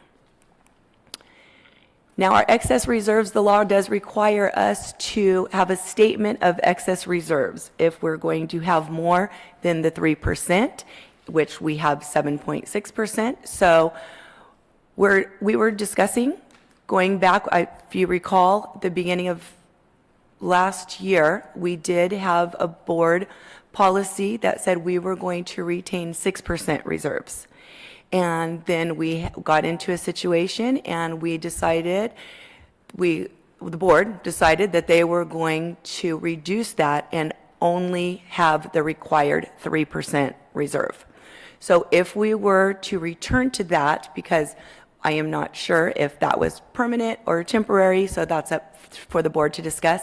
But right now, we just needed to show what we plan to do with the excess reserves. So the additional 3%, if the board did choose to go back to the 6% reserve practice, that's the 1.3 million. I did carve out 420,000 because that's our decline in enrollment. And if you took the base grant minus the COLA, and with today's students that we're estimating for 25-26, and the students that we're projecting for 26-27, without a COLA, that decline in enrollment would cost us $420,000. So it would be a smart business practice to retain some of our reserves to offset that decline in enrollment, because the COLA is intended to help us offset increases in expenditures, natural increases in salaries because of step and column, but that's all it is. The COLA doesn't offset the loss that the district really encounters when we lose ADA. And then 500,000, that is for AB 218. And if you're not familiar with AB 218, it's a law for any sexual claims against any public employees, coaches, educators, all school employees.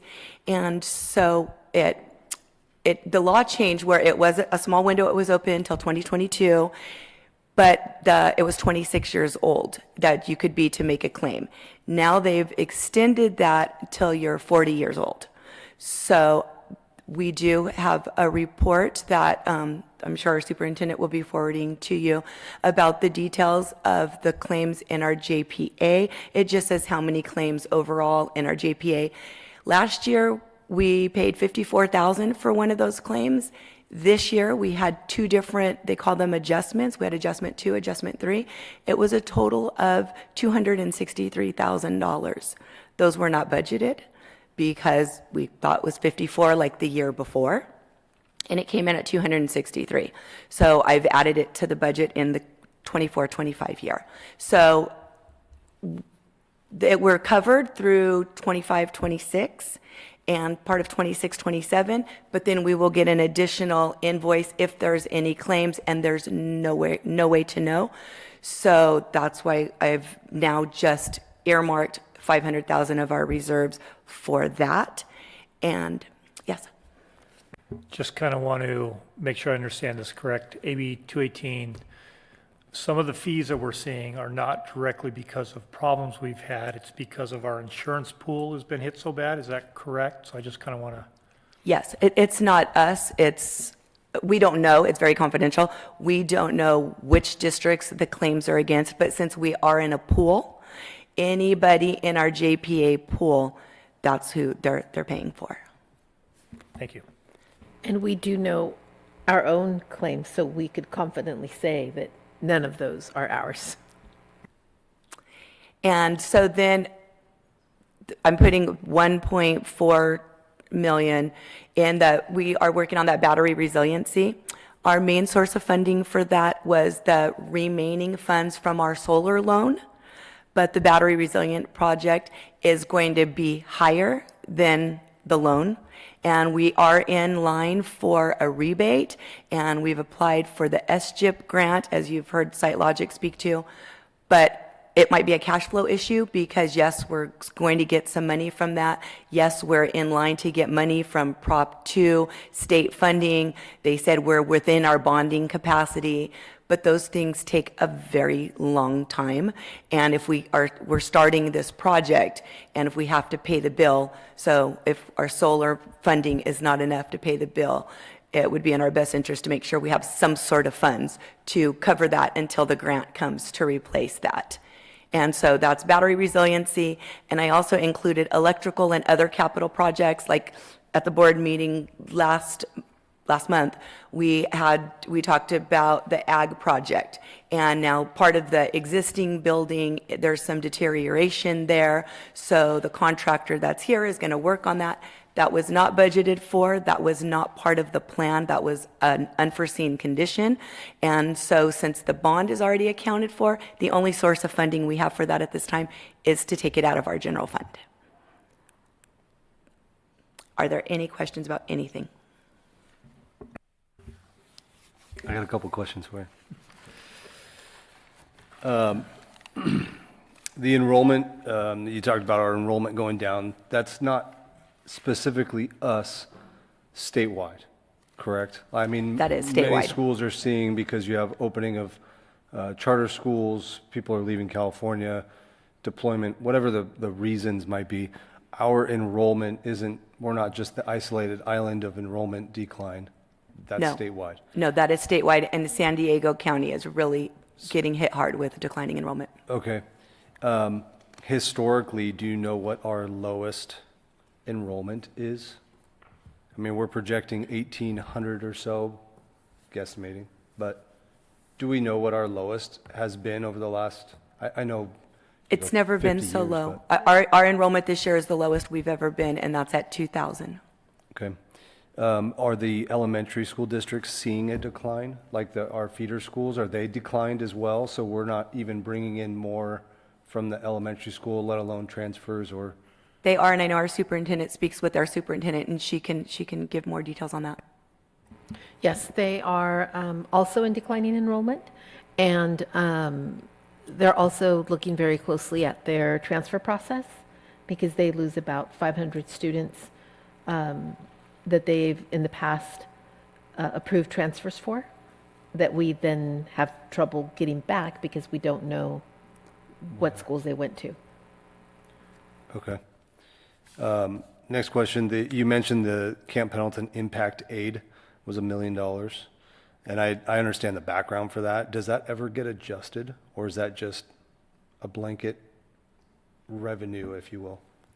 It is. We used to budget it higher. It was like 1.3, and then one year it came in lower. And then it's always, every time we get a new administration in the White House, it's on the chopping block and they say, we're going to cut this. So I've been advised you shouldn't even include that in your budget. You should take that out. Like the elementary district, they don't include it in their general fund budget. It's in a special fund, and then they move it when they know for sure they're going to have it. So we've tried to do that. So I've reduced it down to just a flat $1 million. And in the years when it's over, that's what we either use to put into our OPEB trust that we have, our other post-employment benefits, and then the rest, that's what we move to our Fund 40. So that's the source of that, 'cause that's the unanticipated revenue. So it is sometimes budgeted conservatively, but then there's sometimes it hasn't even come in at the $1 million. Right. Okay. Another question. You mentioned the state funding for transportation, 540, something like that. What is our transportation? I think you mentioned it. Our transportation cost that we incur versus what the state? 1.5 million is our transportation cost. Okay. So we're covering $1 million of transportation, and the state is providing 500,000. Yes. Does that ever get adjusted, or is that a flat rate? No, it gets adjusted. Okay. It's based, it has the COLA too. So it's all part of the LCFF. Okay. Two more questions. The food services, 2.9 something million in their savings or whatnot. Fund balance. Have they, and I know she's doing a great job with everything, a lot of the funding. Is there ever opportunities for, I know a lot of that funding has to be specific for equipment in the kitchen or food services.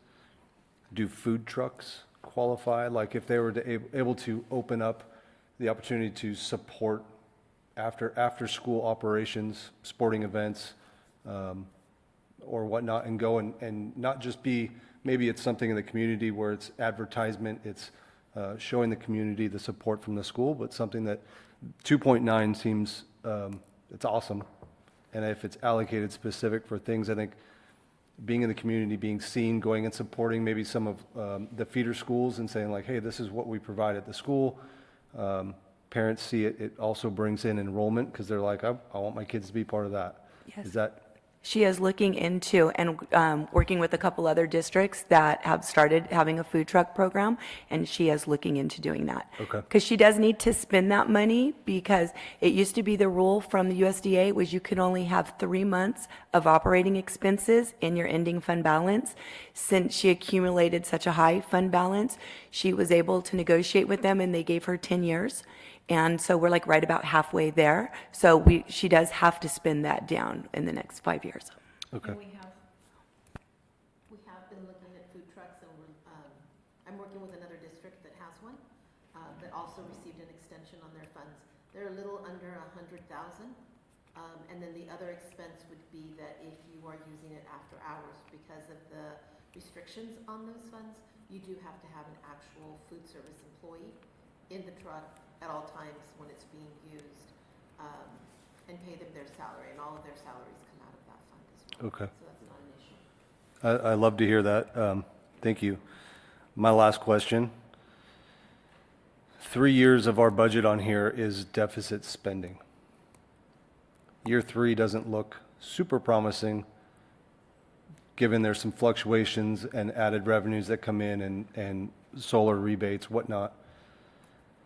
If none of that comes in, and I know our state budget's not super great, I know, we can say what we want about the economy, but deficit spending, if this is my family budget and I continue with deficit spending, at what point are we as a board or as a district going to stop deficit spending and saying we have to manage better before year 3 and we have $11,000? Even by year 2 of having $1 million, I think we need to look at some significant changes of deficit spending. I love that you put this together.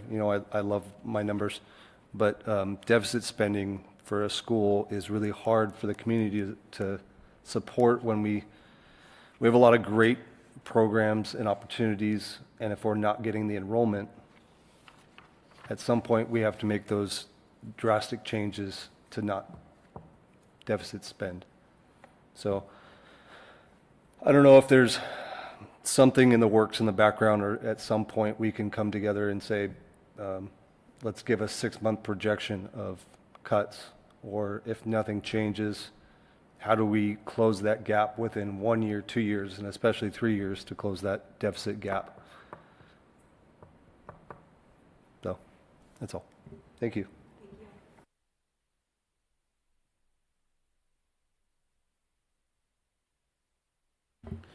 Are there any public comments for the public hearing for the proposed district budget fiscal year? There are not. Let the record show that no one addressed the board regarding this topic. I am adjourning the public hearing at 7:23 p.m. Next, I would like to call the public hearing for the Sunshine Negotiations Proposal Service Employee International Union, SEIU, to order at 7:23 p.m. for the Fallbrook Union High School District. Notice is hereby given that the Board of Trustees of the Fallbrook Union High School District will conduct a public hearing regarding the bargaining proposal of SEIU 2021. Are there any public comments for the public hearing for the Sunshine Negotiations Proposal Service Employee International Union? There are not. Let the record show that no one addressed the board regarding this topic. I'm adjourning the public hearing at 7:24 p.m.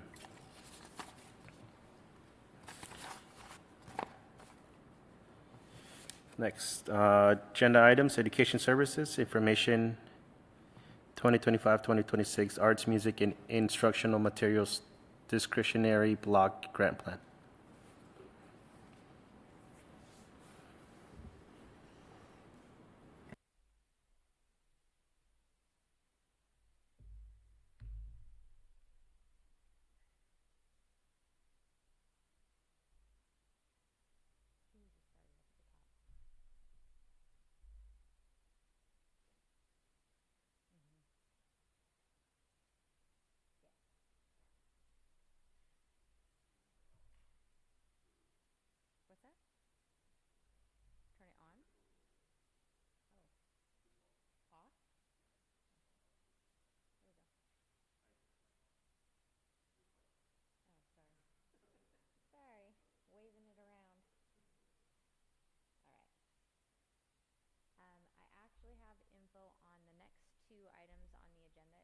The Prop 28 report and plan and the arts block grant. So I will hit both of those. We have 2 funding sources, which are wonderful. Our Prop 28 is coming in as a 1% calculation off of our LCFF that we apply to our visual and performing arts programs. And then the arts block grant is a separate grant that we've received that is actually set to expire June 30th of next year. So I'll start with the Prop 28.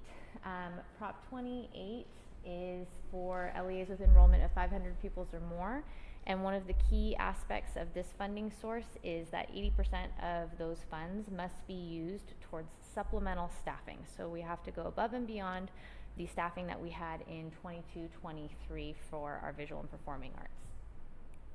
Whatever is left over, that 20%, can be used for additional staffing if we so choose, or it can be used for just arts and materials. So part of this funding source is we are required to report out to the board our expenditures for the 24-25 year, as well as the plan for the 25-26 year. So this is the general report for 24-25. So in 24-25, we had that allocation of $334,628.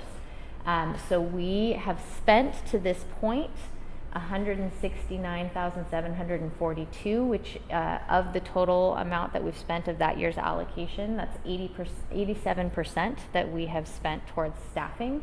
And the staffing that we have allocated during 24-25 is we had an additional art teacher, and then we had additional 5/4 positions. So for our teachers who are teaching 4 periods a day, some of those teachers took on an additional period above and beyond, and so that was our supplemental.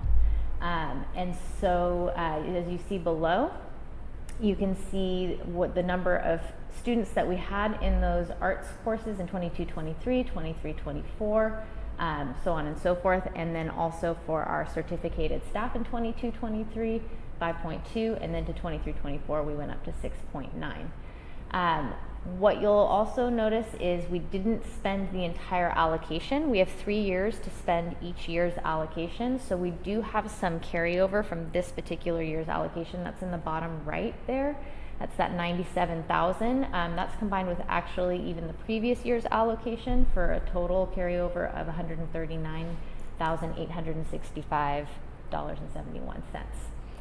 So this is in general how it was spent this year. We did spend $25,000 in materials and supplies, so that's that 13% there. We also had some stipends that we provided because some of our programs like band or teatro had some additional support, and those were funded by stipends.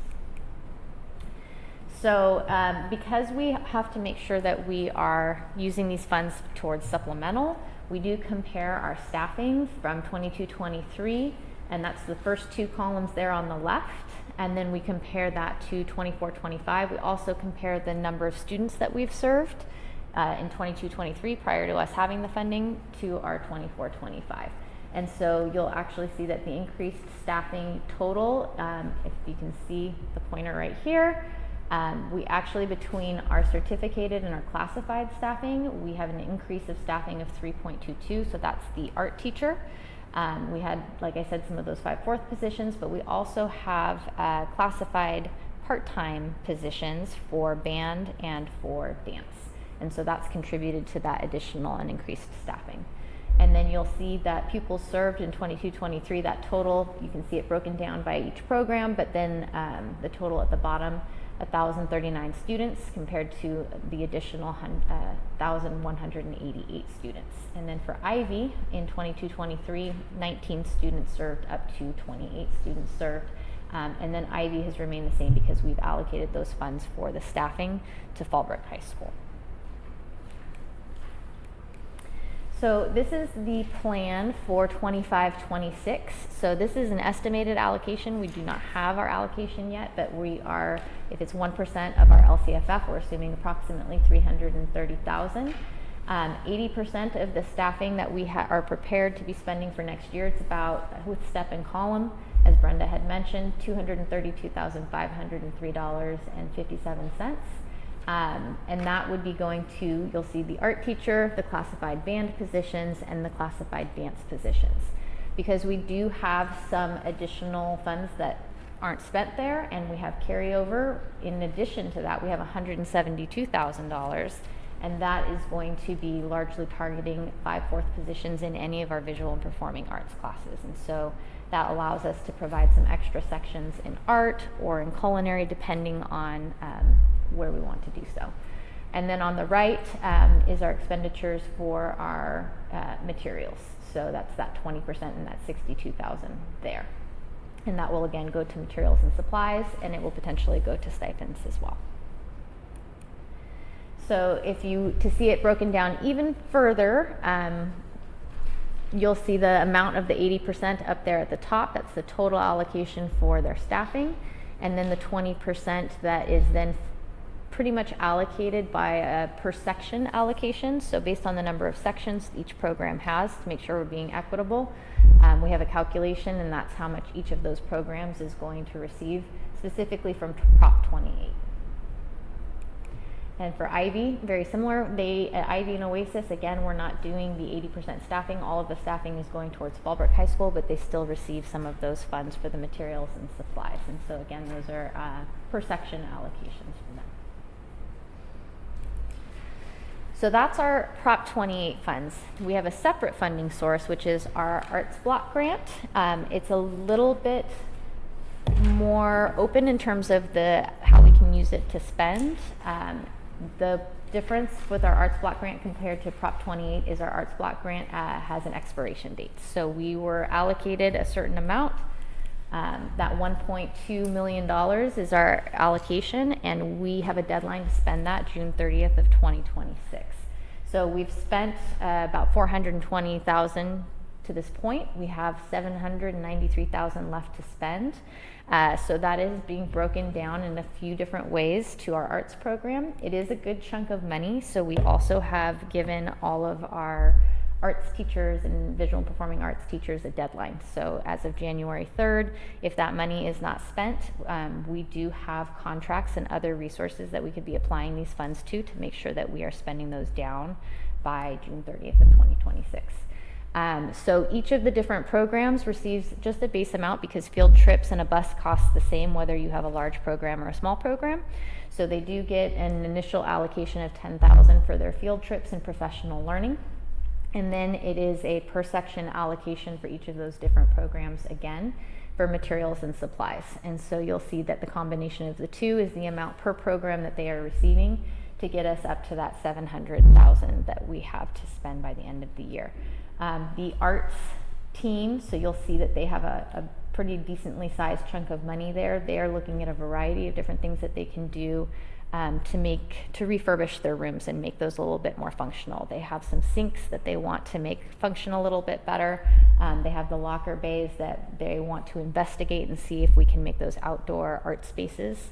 And that's what they're planning to use some of those funds for because it is a good chunk of money and they've had a hard time spending it to this point. So we have a backup plan, but these are the allocations for them to work on spending by January. And then, like I said, if not, we have some contracts that are ready to go that we can allocate these funds towards. And so just to see kind of a sample, if you want to read through the report, it's got a little bit more detail, but a sample of some of the expenditures. So they use this a lot for field trips. They go to different competitions. There's been professional learning opportunities for our teachers in yearbook, or they'll bring students as well to some of those. And so this has really provided a lot of opportunities for them to do some additional things compared to what they've done in years past. And there's been a lot more field trips that we've seen over the past few years. So. Any questions about Arts Block or Prop 28? Just an observation. Mm-hmm. Students from the teatro class have come to Mayales, and I've seen the increase, especially when I saw the numbers 8 to 38. They came a couple years ago, few, actors and actresses. Now they came back again in May, early May, and there's just so many of them, a sound team, a background team, and it was great to see that growth. So I've definitely seen it in action at Mayales with teatro en español. So it's really cool to see that. Great. Yeah, thank you.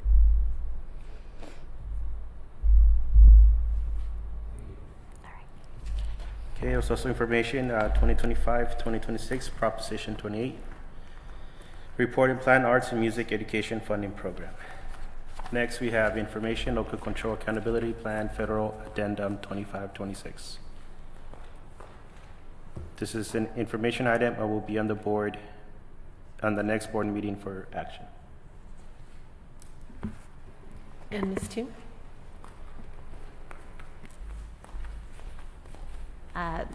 The federal addendum information was included in the presentation for our public hearing for the local control and accountability plan. So that included our Title I, II, III, and IV funds, what we're set to receive, and how we are planning to spend them for 25-26. Thank you.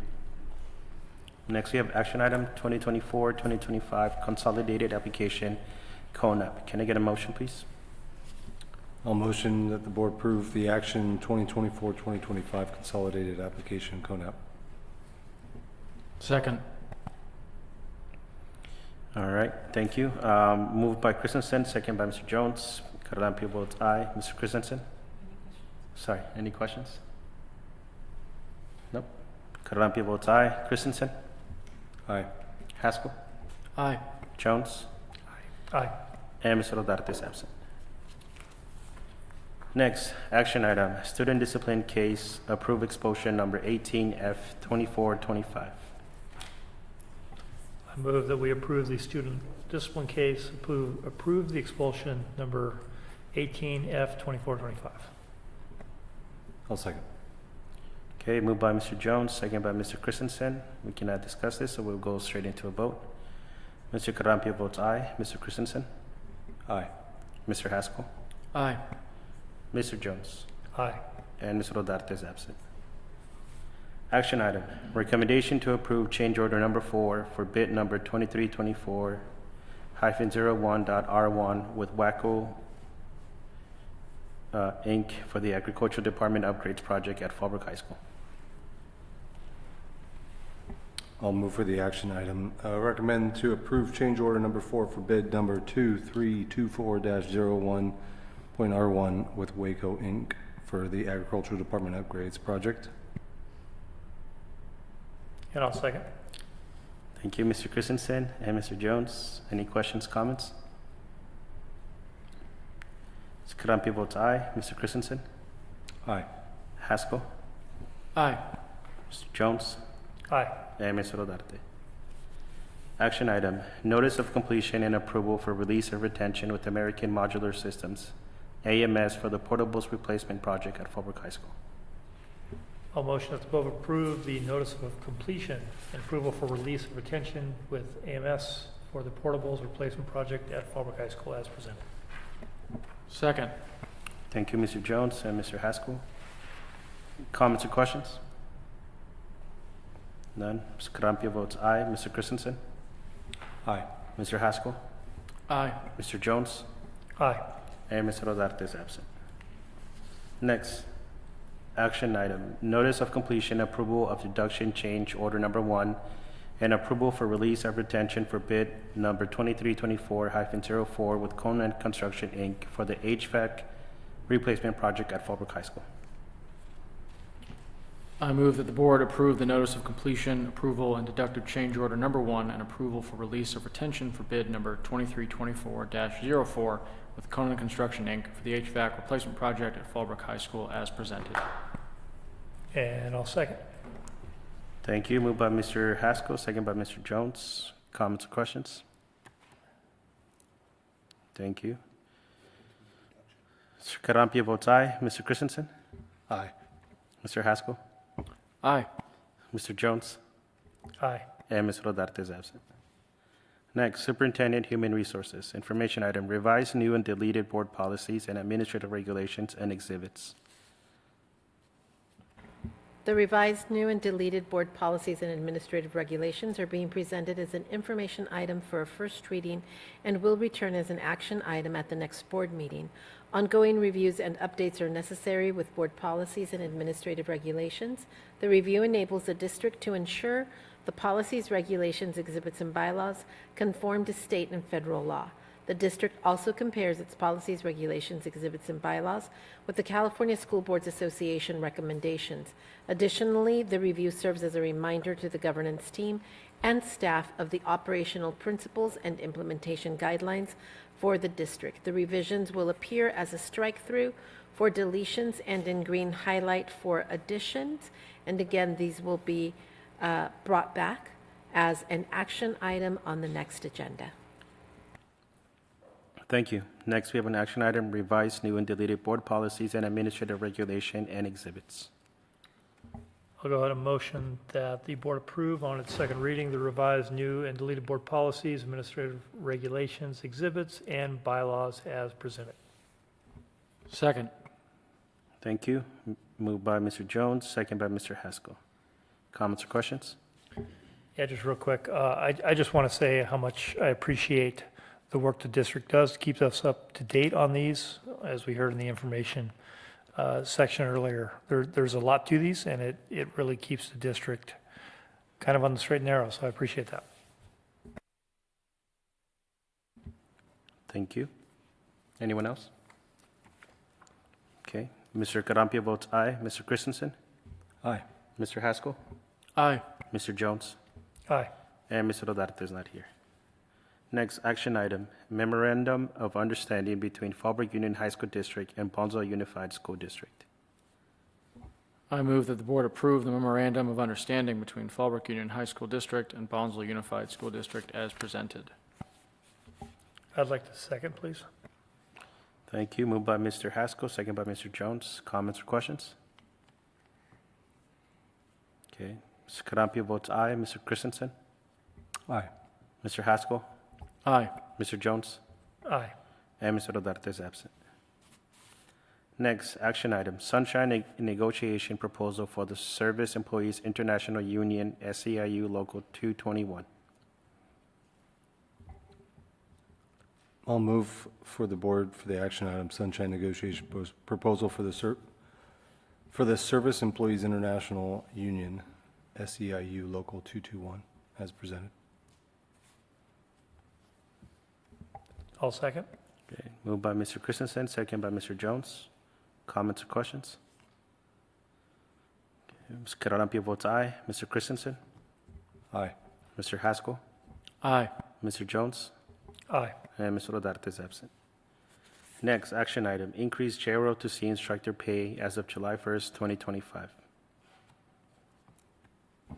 I move that the board approve the increased JROTC instructor pay as of July 1st, 2025 as presented. I'd like to second. Thank you. Moved by Mr. Haskell, second by Mr. Jones. Comments or questions? Just a quick comment. These guys are everywhere. Every event I go to in town, every parade, every action, car show, ROTC is everywhere. And they're present, and they're happy, and they're involved and engaged. Kudos to all of them. They are everywhere and exhausting because they are smiling and happy and engaged and energetic, but they're just everywhere. And I commend them on that because it's great to see them come up to my kids and introduce themselves and shake their hands. That doesn't happen everywhere. So that ROTC program is crushing it, and I commend all of them. So that was my comment. Thank you. Anyone else? All right. Mr. Carampia votes aye. Mr. Christensen? Aye. Mr. Haskell? Aye. Mr. Jones? Aye. And Mr. Rodarte is absent. Next, action item, job description, and MTSS Student Support Specialist amended. Can I get a motion? I'll motion for the action job description MTSS Student Support Specialist amended as presented. I'll second. Thank you. Moved by Mr. Christensen, second by Mr. Jones. Comments or questions? Can we just get an explanation on that? Yeah, so multi-tiered systems of support, MTSS, and a student support specialist is the position that we are asking that the board approve to address the academic, behavioral, and social emotional needs of our students. This would enhance implementation of multi-tiered systems of support practices across our school sites and also compliance with Section 504 legal requirements. Section 504 is, for example, if we have a student who is a type 1 diabetic, a student who breaks their right hand and can't write their right-handed, they would then get an accommodation for that period of time. It's not special education, but it's an accommodation. This position will support site-level leadership in coordinating interventions, analyzing data, and engaging families and staff to improve educational outcomes for all students. The job description outlines the roles, responsibilities, and qualifications. It is a grant-funded position. It would be paid for out of our Golden State Pathways, our Learning Recovery Grant, I believe our our two-pay grant, which is our tobacco, and our K-16 collaborative grant. It's actually been written into some of those grants so that we can use the funding in that manner. It does require a PPS, so a counseling certificate to be able to work in the position. And then if in 2027 we no longer have money, again, from the get-go, we're saying it's grant funded, it's only for this amount of time, unless we can find more money for it. It was approved by FHSTA, and the reason it's coming to the board on a first reading is because we would like to hire the best, and we know that the time to do that is now and not wait until later. Thank you. How can parents communicate? How will the MTSS employee work with parents? Will they need to have like a 504 plan first, an IUP, or is it something happens to the child, like breaks their arm, and then the counseling team or teachers can connect them with the MTSS? What's the process of connecting? The process of connecting currently is that a parent would reach out to a counselor, or a student would tell the counselor, for example, I'm type 1 diabetic, I could do all of my work, but every once in a while I need to leave in the middle of class. Currently, the counselor then communicates with Dr. Beam, and he sets up a 504 meeting. But 504s do have to be updated every year, and it's the number of students that require them, and who needs it for a year, who needs it for a month. So this is someone that would work with that. But the bulk of their work, the majority of the work, would be in that multi-tiered systems of support to support the academic and social emotional learning. But they would be in communication with the parent once a counselor lets us know that this is a student that may need a 504 plan. Do you know where their office will be located? Yes, it will be in the front office. So we are changing some things around, and Dr. Beam will be moved to an office that's closer to most of our special education classrooms, so that his office can be used by the MTSS coordinator. Thank you. I'm sorry, not coordinator, but support specialist. Awesome. Karalampia votes aye. Mr. Christensen?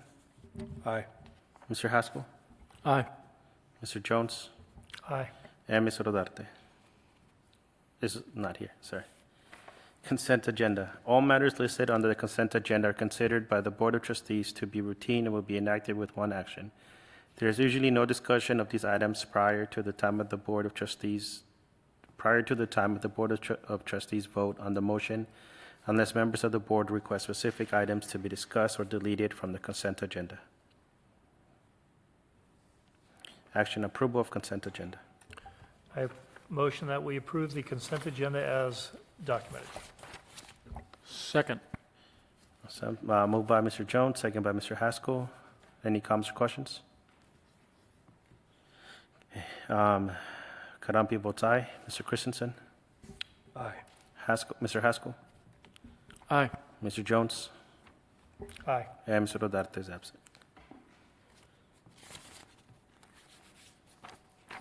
Organizational matters. This is the appropriate place in the agenda for members of the board to request the superintendent provide further information regarding items discussed at this meeting and/or request that new items of business be placed on future agendas.